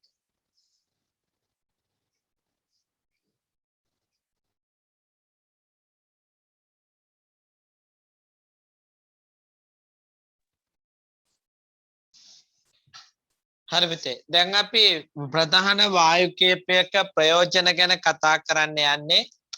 ඒකෙන් එකක් තමයි පුතේ ඔක්සිජන් වායුව. අපිට ඔක්සිජන් වායුව ගොඩාක් ප්‍රයෝජනවත් වෙනවා. ඔක්සිජන් වායුව. දැන් පුතාලා දන්නවා අපිට හුස්ම ගන්න නැත්නම් අපි කියන්නේ ශ්වසනයේට වැදගත් වෙන්නේ ඔක්සිජන් වායුව නේ පුතේ. එහෙනම් ඒ වැදගත් වෙන එක අවස්ථාවක් තමයි ශ්වසනය.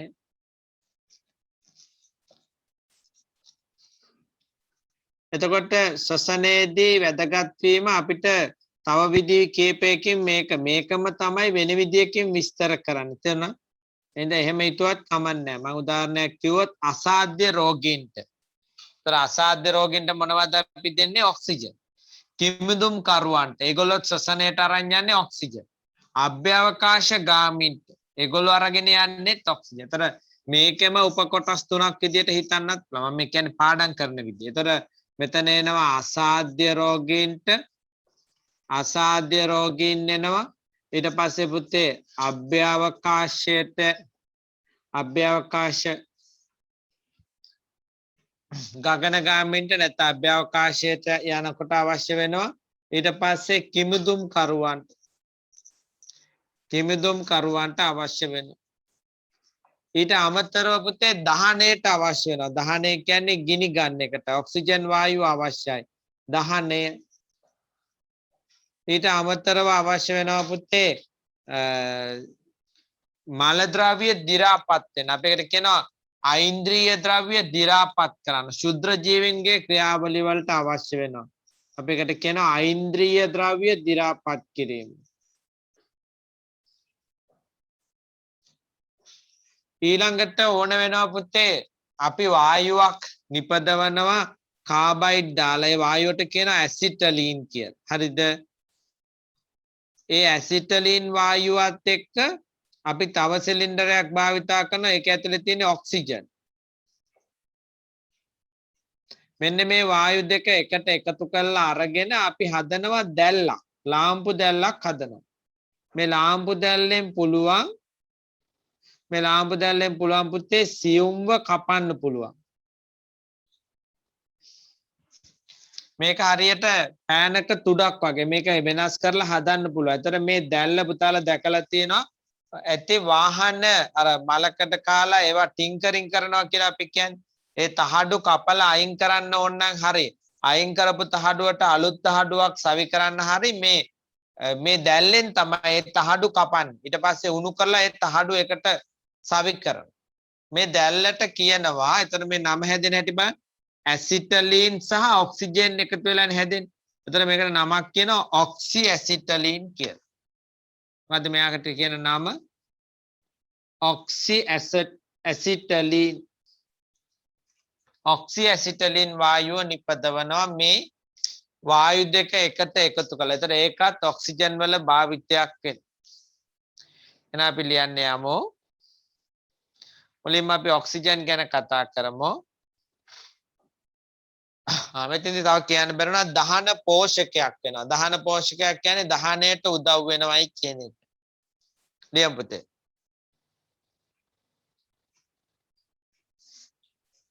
ද්‍රව්‍ය දහනය සඳහා ඔක්සිජන් අවශ්‍ය වේ. එබැවින් ඔක්සිජන් දහන පෝෂක වායුවක් ලෙස හඳුන්වයි. ජීවීන්ගේ ශ්වසනය සඳහා අවශ්‍ය වායුව ඔක්සිජන් වායුවයි. භාවිතය කිමුදුම් කරුවන්ට අභ්‍යවකාශ ගාමීන්ට ශ්වසනයට අසාධ්‍ය රෝගීන්ට ඔක්සි ඇසිටලින් දැල්ල මගින් ලෝහ පැසීම. ඒක හයිලයිට් කරගන්න. අයින්ද්‍රිය ද්‍රව්‍ය ජීර්ණයට ලක් කිරීම. අයින්ද්‍රිය ද්‍රව්‍ය කියන්නේ දි รา පත් වන ද්‍රව්‍ය.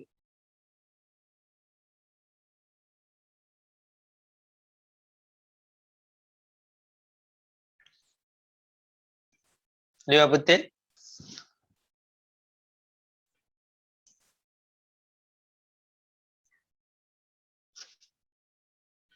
දැන් මං කොයි දැල්ලේ නම මතක තියාගන්න කියලා පුතේ. ඒකට කියන්නේ ඔක්සි ඇසිටලින් දැල්ල කියලා.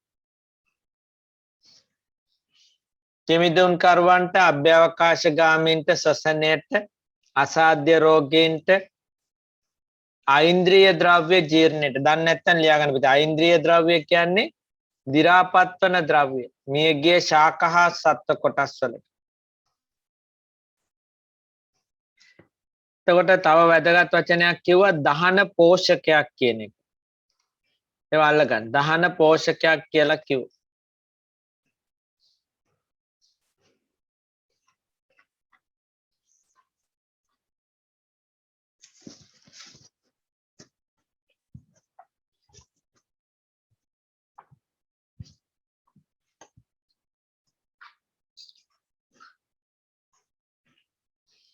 අපි ඊළඟට බලමු නයිට්‍රජන් වායුවේ සහ ආගන් වායුවේ තියෙන වැදගත්කම් පොඩ්ඩක්.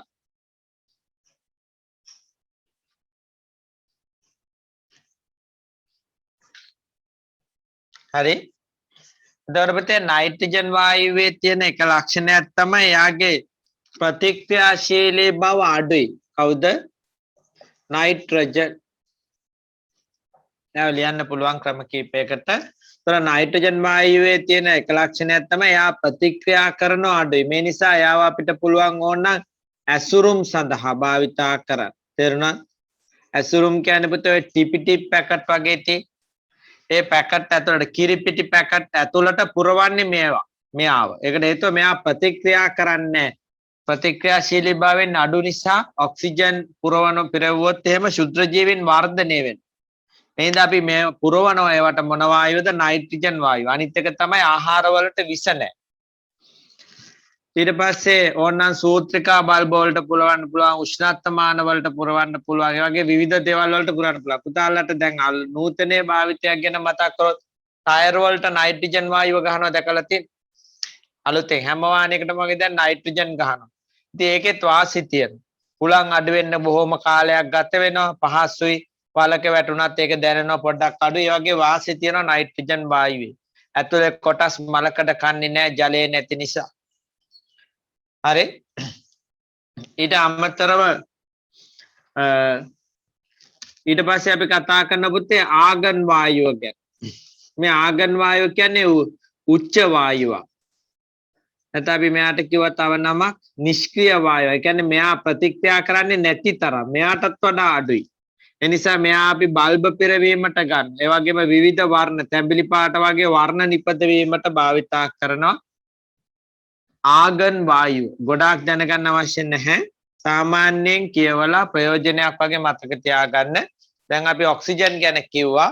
ඊට පස්සේ නයිට්‍රජන් ගැන කියනවා. ඊට පස්සේ ආගන් ගැන කියනවා. මේකට හේතුව මේගොල්ලෝ තමයි අපේ වායුගෝලයේ ඉන්න ප්‍රතිශතය වැඩි කට්ටිය. එහෙනම් දෙවෙනි එක ලියමු නයිට්‍රජන් වායුව.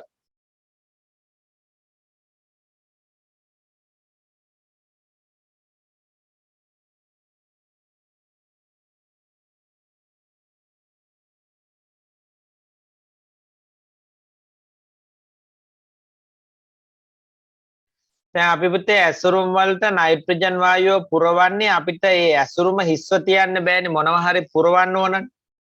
ඉතින් ඒකට ඔක්සිජන් පුරවන්න බෑ. එතකොට ඒවයි ශුද්ධ ජීවීන් වර්ධනය වෙනවා. ඒ නිසා අර හිස් අවකාශය පුරවන්න තමයි අපි නයිට්‍රජන් වායුව භාවිතා කරන්නේ. සාමාන්‍ය වාතය පුරවන්නත් බෑ. මොකද ඒකේ ජල වාෂ්ප තියෙන ඔක්සිජන් තියෙනවා. ඒ නිසා හොඳම දේ තමයි නයිට්‍රජන් වායුව. ඒ වගේම ඇමෝනියා නයිට්‍රික් අම්ලය නිපදවීමට ලියමු. දෙවෙනි එක ද්‍රව්‍ය ඇසුරුම් කිරීමේදී ඇතුළත පිරවීමට නයිට්‍රජන් වායුව තියෙන පුතේ ප්‍රතිශතය ලියන්න 78ක් තියෙන. වායුගෝලයේ පරිමාප ඊට පස්සේ ආගන් වායුව ගැන කියලා තියෙනවා. වායුගෝලයේ පරිමාප ප්‍රතිශතය අනුව තුන්වෙනි වායුවයි මේ නිෂ්ක්‍රීය වායුවකි. නිෂ්ක්‍රීයයි කියේ පුතේ ප්‍රතික්‍රියාශීලීතාව අඩුයි කියන එක.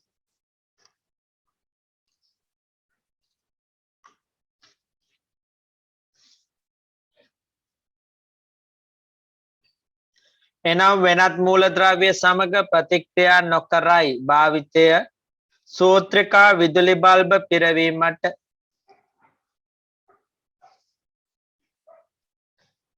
තැඹිලි පාට ආලෝකයක් ලබා දෙන විදුලි පහන් නිපදවීමට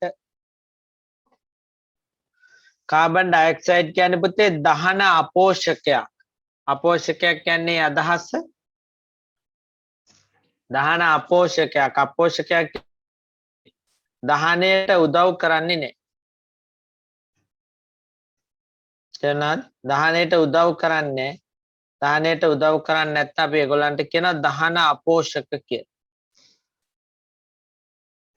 දැන් ඔක්සිජන් කියන්නේ දහනයට උදව් කරන. එයා දහනය පෝෂණය කරන. එයාට කියන්නේ දහන පෝෂක වායු. අප ආශ්වාස කරන වාතයට වඩා ප්‍රශ්වාස වාතයේ කාබන් ඩයොක්සයිඩ් ප්‍රතිශතය වැඩිය. ඒකට හේතුව තමයි අපි පිට කරන වාතයට අර ඇඟ ඇතුලේ තියෙන කාබන් ඩයොක්සයිඩ් උත් එකතු වෙලා තමයි පිට කරන්නේ. භාවිතය කාබන් ඩයොක්සයිඩ් හරිත ශාකවල ප්‍රභා සංශ්ලේෂණය සඳහා අවශ්‍ය අමුද්‍රව්‍ය සපයයි. පෘථිවි වායුගෝලයේ උෂ්ණත්වය ප්‍රශස්ත අන්දමින් පවත්වා ගැනීමට උදව් කරන පුතේ. මේ කාබන් ඩයොක්සයිඩ් කියන්නේ අපිට හිතකර වායුවක්. මතක තියාගන්න. එයා නිසා තමයි මේ පෘථිවියේ උණුසුම රැකෙන්නේ පුතේ. ගිනි නිවීම සඳහා යොදා ගනී. ඒකට හේතුව දහන අපෝෂකයක් නිසා. ඊට පස්සේ ජල වාෂ්ප ගැන කියලා තියෙනවා. තෙතමනය ඇති කරනවා, ජල චක්‍රයට උදව් කරනවා.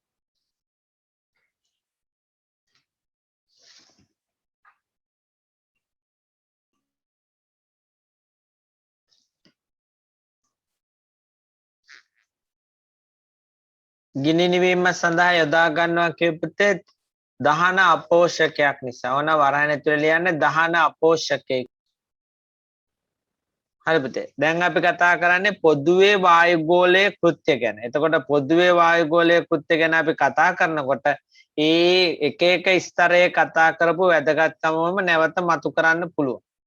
හරිද? දහනය, ප්‍රභා සංශ්ලේෂණය, ඊට පස්සේ මම කිව්වා මොනවාද අහිතකර පාරජම්බුල කිරණ වලින් ආරක්ෂා කිරීම, උල්කාපාත දැවී යෑම, තොරතුරු තාක්ෂණය නැත්නම් පණිවිඩ හුවමාරුව, ඒ වගේ දේවල් සිදු කරනවා. දැන් එකින් එක හිමින් ලියාගෙන යන්න කල්පනා කර කර මේක හරිද කියලා. පළවෙනි එක බලන්න. සතුන්ට හා ශාකවලට ශ්වසනයට අවශ්‍ය ඔක්සිජන් වායුව සපයයි. ඔව්. ඒක කවුද දෙන්නේ? පරිවර්තී ගෝලයේ ඉන්න ඔක්සිජන්. ශාකවල ප්‍රභා සංශ්ලේෂණය සඳහා අවශ්‍ය කාබන් ඩයොක්සයිඩ් වායුව ලබා දෙනවා. ඒකත් හරි. ශාක වර්ධනයට අත්‍යවශ්‍ය මූලද්‍රව්‍යයක් වන නයිට්‍රජන් පුතේ පසට ලබා දෙන්නේ. විශේෂයෙන්ම විදුලි කෙටීමේදී වගේ පසට ලබා දෙන්න ප්‍රභවය වන්නේද වායුගෝලයයි.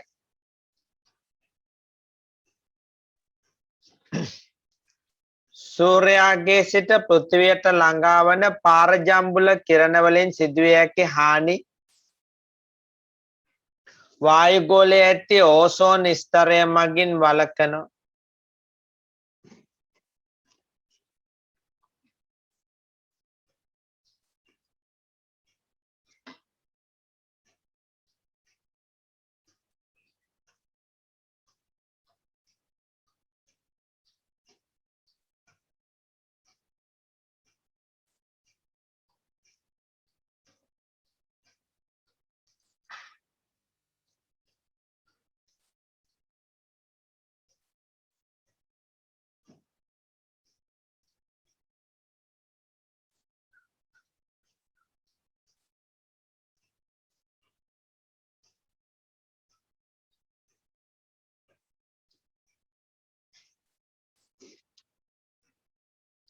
පෘථිවියේ ඇති උණුසුම අභ්‍යවකාශයට පිටවී යාම වළක්වන්නේ වායුගෝලය මගිනි. වායුගෝලයක් නොමැති චන්ද්‍රයා මත. අතන පුතේ දහවල් කාලේදී ගොඩක් රස්නෙලු රාත්‍රියට දැඩි සීතලක් තියෙනවලු. හැබැයි පෘථිවියේ එහෙම නැත්තේ අපිට වායුගෝලයක් තියෙන නිසා.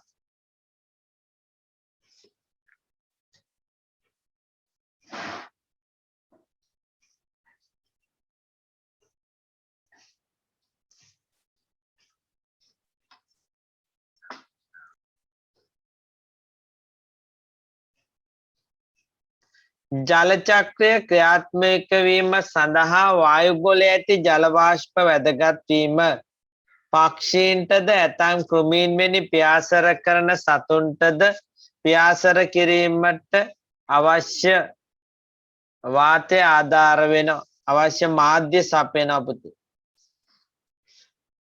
ධ්වනි ශක්තිය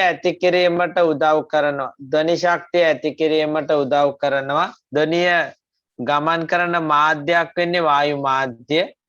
එමගින් අපට ශබ්දය ඇසීමට සලස්වනවා. උල්කාවෙනි ආකාශ වස්තු පොළවට වැටීමට පෙර දැවී යෑම නිසා ඒවා ගැටීමෙන් සිදුවිය හැකි අනතුරු අවම කරනවා. sannivedana කටයුතු වලට වැදගත් වෙනවා. විශේෂයෙන්ම තාපගෝලය. sannivedana කටයුතු කියන්නේ පුතේ චන්ද්‍රිකා තාක්ෂණයට උදව් කරනවා. ඒගොල්ලෝ වායුගෝලයට යවලා ඒ තොරතුරු හරවල ආපහු ගන්නවා.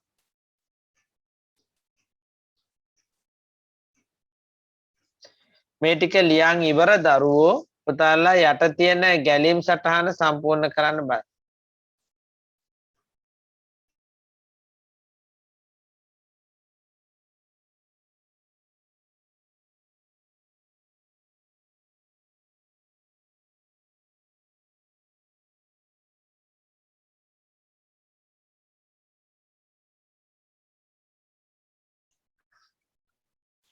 बहिर्गोले, तापगोले, मध्यगोले, स्तरगोले, परिवर्ती गोले.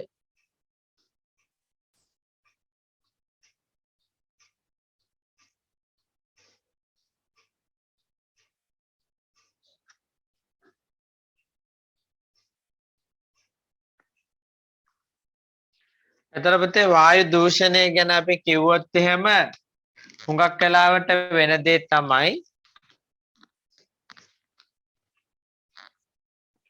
වායු දූෂණයේදී හුඟක් වෙලාවට වෙන දේ තමයි පුතේ අපේ මේ පෘථුවිය මත මිනිසාගේ විවිධ ක්‍රියාකාරකම් තියෙනවා. තේරුණාද?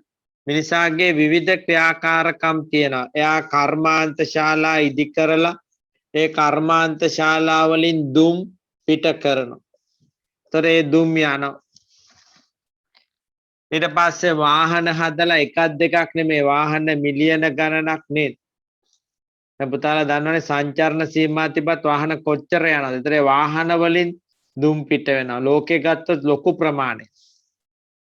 ඊට පස්සේ මිනිස්සු විවිධ දේවල් දල්වනවා, ගිනි තියනවා, ඊට පස්සේ වනාන්තර විනාශ කරලා දානවා, කපලා දානවා. මේ වගේ විවිධ ක්‍රියාකාරකම් නිසා පුතේ එයා තමාගේම වායුගෝලය විනාශ කරනවා. එතන මේ වායුගෝලය විනාශ කරනවා. වායුගෝලය විනාශ කරන්න පුළුවන් ක්‍රම කීපයක් තියෙනවා. එකක් තමයි අහිතකර වායු එකතු කරන්න පුළුවන්. දැන් සාමාන්‍යයෙන් මෙයාගේ තිබුණානේ පුතේ ප්‍රශස්ත සංයුතිය නයිට්‍රජන් තිබුණා 78ක් ඔක්සිජන් තිබුණා 121ක් ඒ වගේ තිබුණානේ ඊට අමතරව ආගන් තිබුණා ඒ වගේ දේවල් තිබුණා. දැන් අපි කරන්නේ මේ ප්‍රශස්ත සංයුතිය වෙනස් කරනවා. අන්න ඒකට අපි කියනවා වායු දූෂණය කියලා. සමහර ඒවා වැඩි කරලා සමහර ඒවා අඩු කරනවා. එමගින් මොකද වෙන්නේ අපි බලාපොරොත්තු වෙන්නේ නැති ප්‍රතිඵල ඇති වෙනවා. අපේට ශ්වසන ආබාධ ඇති වෙනවා. ඒ වගේම අම්ල වැසි වගේ දේවල් වැටෙන්න පුළුවන්. අම්ල වැසි කියන්නේ ආම්ලික වායු දිය වුණාට පස්සේ පොළවට පතිත වීම. පුතාලා දන්නවනේ ගිය ටිකේ අම්ල වැසි ගැන ගොඩක් කතා වුණා. නැව ගිනි ගත්තාම ඒකේ තියෙන රසායනික ද්‍රව්‍ය දහණයෙන් අපි විශ්වාස කරා සමහර ආම්ලික වායු පිට වෙන්න ඇති කියලා. ඒවා වායුගෝලයට ගිහිලා ජලයේ දිය වෙලා අපිට අම්ල වැසි වටන්න පුළුවන්. ඒතර අපේ සමට හානි කරයි. පිළිකා ඇති වෙන්න පුළුවන්. ගස් වලට වැටෙන පත්‍ර මිය යන්නට පුළුවන්. ශ්වසන ආබාධ ඇති වෙන්න පුළුවන්. වාතයේ තියෙන පාරදෘශ්‍ය ස්වභාවය නැති වෙන්නට පුළුවන්. ඒවා තමයි අපිට මේ වායු දූෂණයෙන් අපිට ලැබෙන අහිතකර ප්‍රතිඵල. විශේෂයෙන්ම හුස්ම ගැනීමේ අපහසුතාව ඇති කරන්න පුළුවන්. එහෙනම් එහෙම වෙන්නේ කොහොමද? කර්මාන්ත ශාලා වලින් පිටවන විෂ වායුව, වාහන වලින් පිටවන විෂ වායුව, විවිධ දහනයන් නිසා, වනාන්තර විනාශ කිරීම නිසා, ඊට පස්සේ ලොකු ඉන්ධන විදුලි බලාගාර ක්‍රියාත්මක කිරීම නිසා එහෙම වෙන්න පුළුවන්. එසේ වායුගෝලයට එකතු වෙන ද්‍රව්‍ය වලට නමක් කියනවා වායු දූෂක කියලා. එහෙනම් මෙහෙම එකතු වෙන ඒවාට කියන නම තමයි වායු දූෂක. මේ වායු දූෂක ප්‍රධාන කොටස් දෙකකට කැඩෙනවා. එකක් තමයි අංශුමය දූෂක. දෙවෙනි එක තමයි වායුමය දූෂක. අංශුමය දූෂක තියෙන්නත් පුළුවන් වායුමය දූෂක තියෙන්නත් පුළුවන්. හරි. එහෙනම් ආයි සාරාංශ කරමු. වායුගෝලයේ තියෙන සංයුතිය වෙනස් කරන බලපෑම් ඇති කරන වෙනස් කිරීම අපි කියන වායු දූෂණය කියලා. එහෙම එකතු කරන ද්‍රව්‍ය වලට කියනවා අපි වායු දූෂක කියලා. වායු දූෂක කොටස් දෙකකට කැඩුවා අංශුමය දූෂක වායුමය දූෂක. මේකට අයිති වෙනවා පුතේ කාබන් අංශු. තේරුණාද? ඊට පස්සේ ද්‍රව පෙට්‍රෝලියම් වල වගේ නොදැවුණු ඉන්ධන අංශු, සල්ෆර් අංශු, සිමෙන්ති කුඩු, ඇස්බෙස්ටස් කුඩු වගේ වයි තියෙනවා අංශුමය පැත්තට. වායුමය පැත්තටයි තියෙනවා ප්‍රධාන වායු වර්ග තුනක්. එකකට කියනවා කාබන් මොනොක්සයිඩ්. අන්නර අපි කලින් කතා කරේ කාබන් ඩයොක්සයිඩ්, සල්ෆර් ඩයොක්සයිඩ්. අන්න ඒ වගේ වායු වර්ග පිට වෙන. ඒ වායු වර්ග දැනගන්නත් ඕන. හරි? දැන් අපි වායු දූෂණය ගැන කතා කරන්න යමු. ඒ ටික ඉවර වෙනකොට පාඩම ඉවර වෙනවා. පුළුවන් දරුවෝ ප්‍රශ්න ටිකත් කරගෙන යන්න.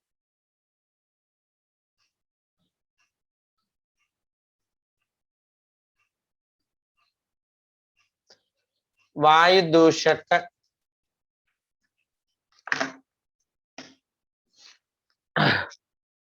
वायुगोले प्रशस्त संयुतीय विनाशकरण द्रव्य वायु दूषक भी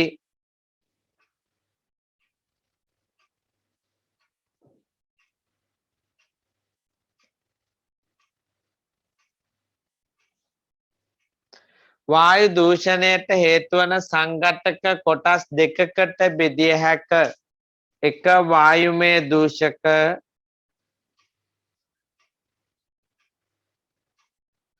දෙක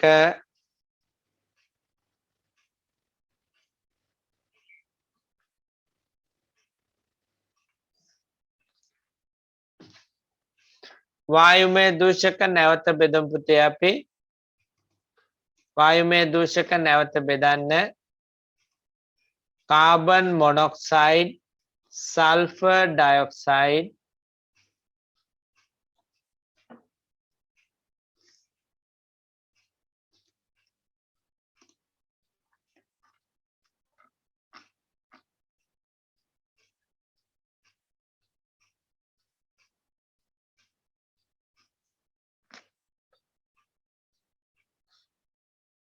नाइट्रोजन डाइऑक्साइड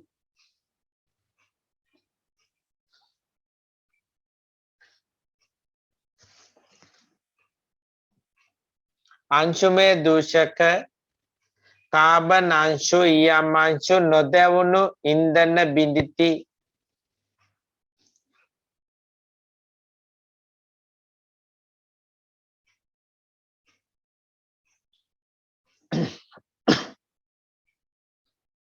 ඊට අමතරව පුතේ කෘමිනාශක බිඳිති සිමෙන්ති කුඩු ඇස්බෙස්ටෝස් අංශු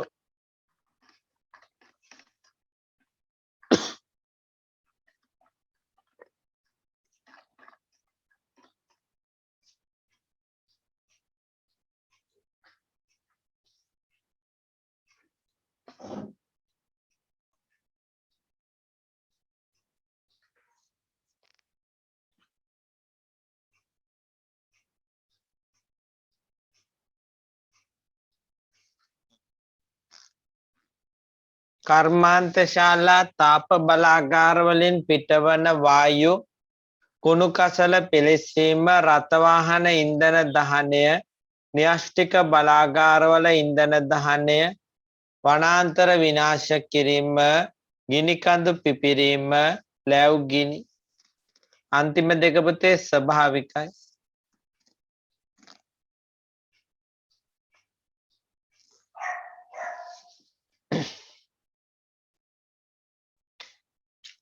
හරි පුතේ ඒ ටික ඉවර නම් ඊට පස්සේ අපි එක වළක්වන ක්‍රම ගැන කතා කරන්න ඊළඟට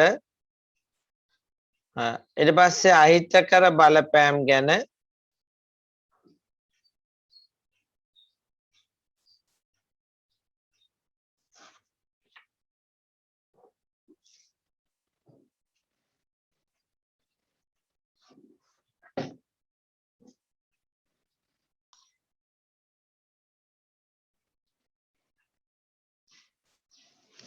පෘථිවියේ දේශගුණික විපර්යාස සිදුවීම ශ්වසනය සහ පෙනහළු රෝග ඇතිවීම අපි කො එකට වැඩිපුරම බලපාන්නේ කාබන් මොනොක්සයිඩ් කියලා එයා විෂ වායුවක් ඒ ජීවීන්ට හානිකරය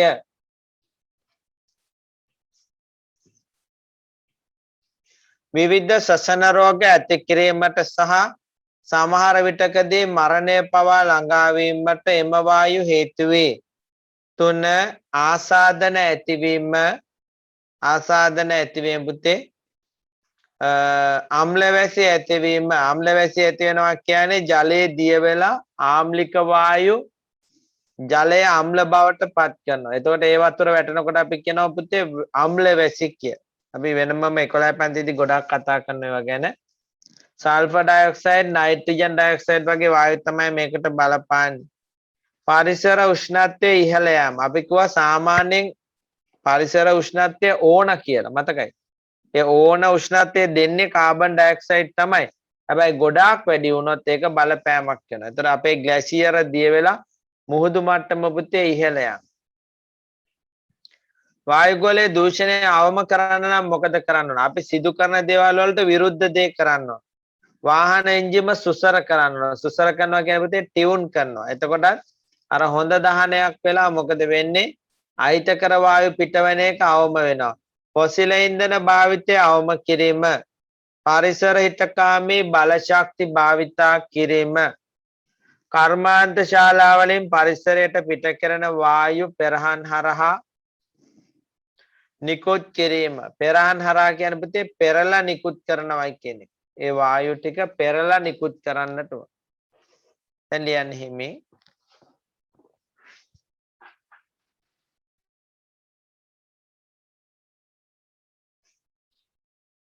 වාහන එන්ජිම සුසර කිරීම, ෆොසිල ඉන්ධන භාවිතය අවම කිරීම.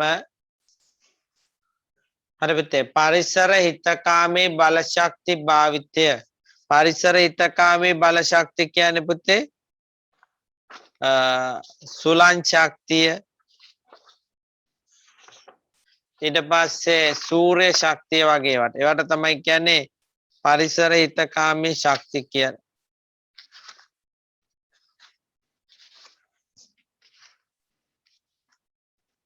කර්මාන්ත ශාලාවලින් පිටවන වායුන් පෙරහන් හරහා නිකුත් කිරීම.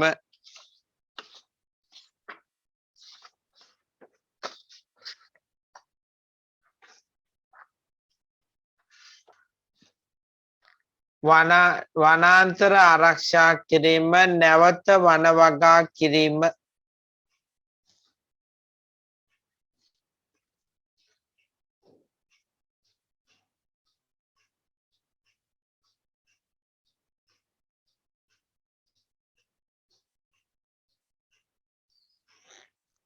හරි පුතේ. ඊට පස්සේ වැදගත් කරුණු කීපයක් මතු කරලා තියෙනවා. වැදගත් කරුණු කීපයක් මතු කරලා තියෙනවා. බලමු.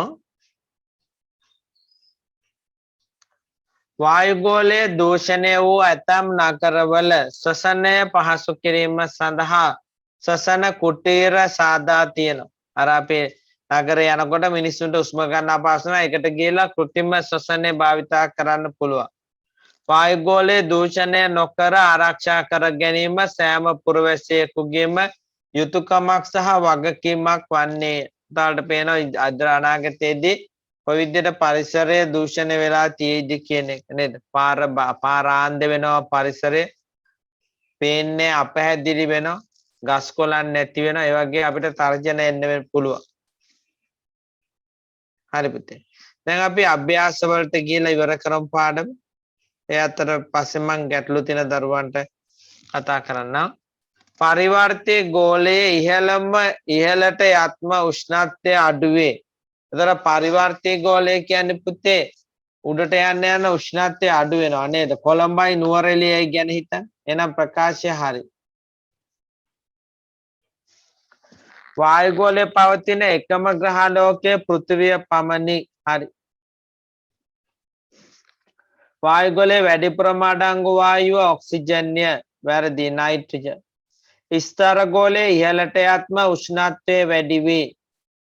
ස්තර ගෝලයේ ඉහළට යනකොට පුතේ උෂ්ණත්වය වැඩි වෙනවා. හරි. කාලගුණ විපර්යාස හටගන්නේ පරිවර්තී ගෝලයේ. හරි නේද? ඕසෝන් වායුව වැඩිපුරම ඇත්තේ ස්තර ගෝලයේ. ඕසෝන් ස්තරය කියලා නමින්ම තියෙන ප්‍රකාශය හරි. වායුගෝලයේ උෂ්ණත්වය අඩුම ස්තරය මධ්‍ය ගෝලයයි. ප්‍රකාශය හරි.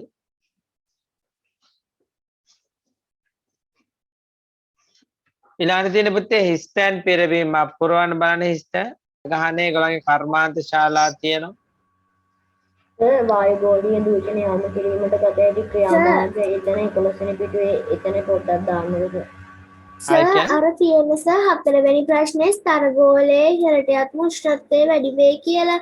දැන් ස්තර ගෝලය කියන්නේ මධ්‍ය ගෝලයට කියන්නේ ශීත ගෝලය කියලානේ. එතකොට ඒකට වැරදි නෙමෙයි දෙන්නේ. ස්තර ගෝලය කියන්නේ පුතේ මධ්‍ය ගෝලය නෙමෙයි. ඊට ඉස්සෙල්ලා එක. හරි නේද? ඉතින් සර් ඉතින් ඉහළට යද්දි කියලානේ තියෙන්නේ. එතකොට සර් ඒකට ඉහළ තියෙන ශීත ගෝලය. එතකොට ඒක සීතලයි උෂ්ණත්වය වැඩි වෙන්නේ ඒක නෙමෙයි පුතේ ස්ථර ගෝලය ඉහළට යද්ම කියන්නේ මේක නම් මධ්‍ය ගෝලය.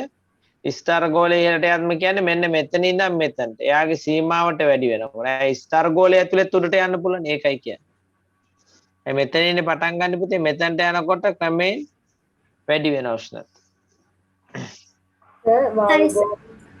සර් වායුගෝලීය දූෂණය වම කිරීමට ගත හැකි ක්‍රියාමාර්ග එතන පොඩ්ඩක් දාන්න විතර. දාන්න.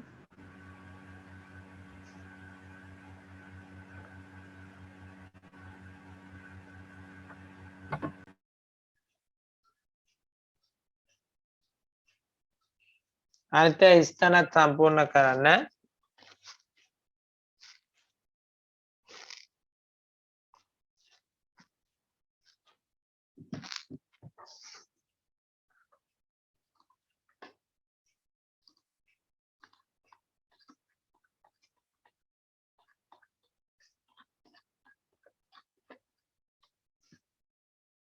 හරි පුතේ අපි ලියමු අවසාන කොටස. පොළොව මට්ටමේ සිට ඉහළට යෑමේදී උෂ්ණත්වය සහ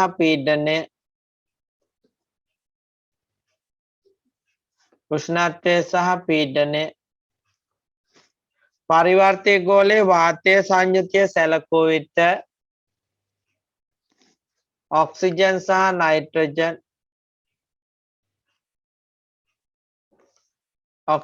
සහ නයිට්‍රජන්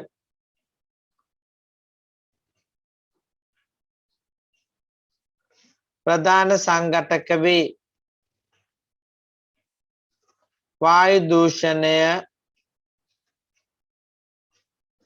පොදුවේ අප සියලු දෙනාට බලපාන ගැටලුවකි. පරිවර්තක ගෝලය, ස්ථර ගෝලය, මධ්‍ය ගෝලය, තාප ගෝලය සහ බහිර්ගෝලය ලෙස වායු ගෝලය ස්ථර වලට නම් කර ඇත. වායු ගෝලය මගින්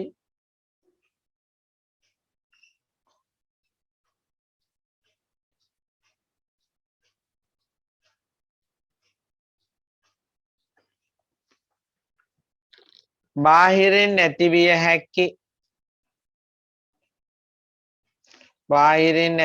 හැකි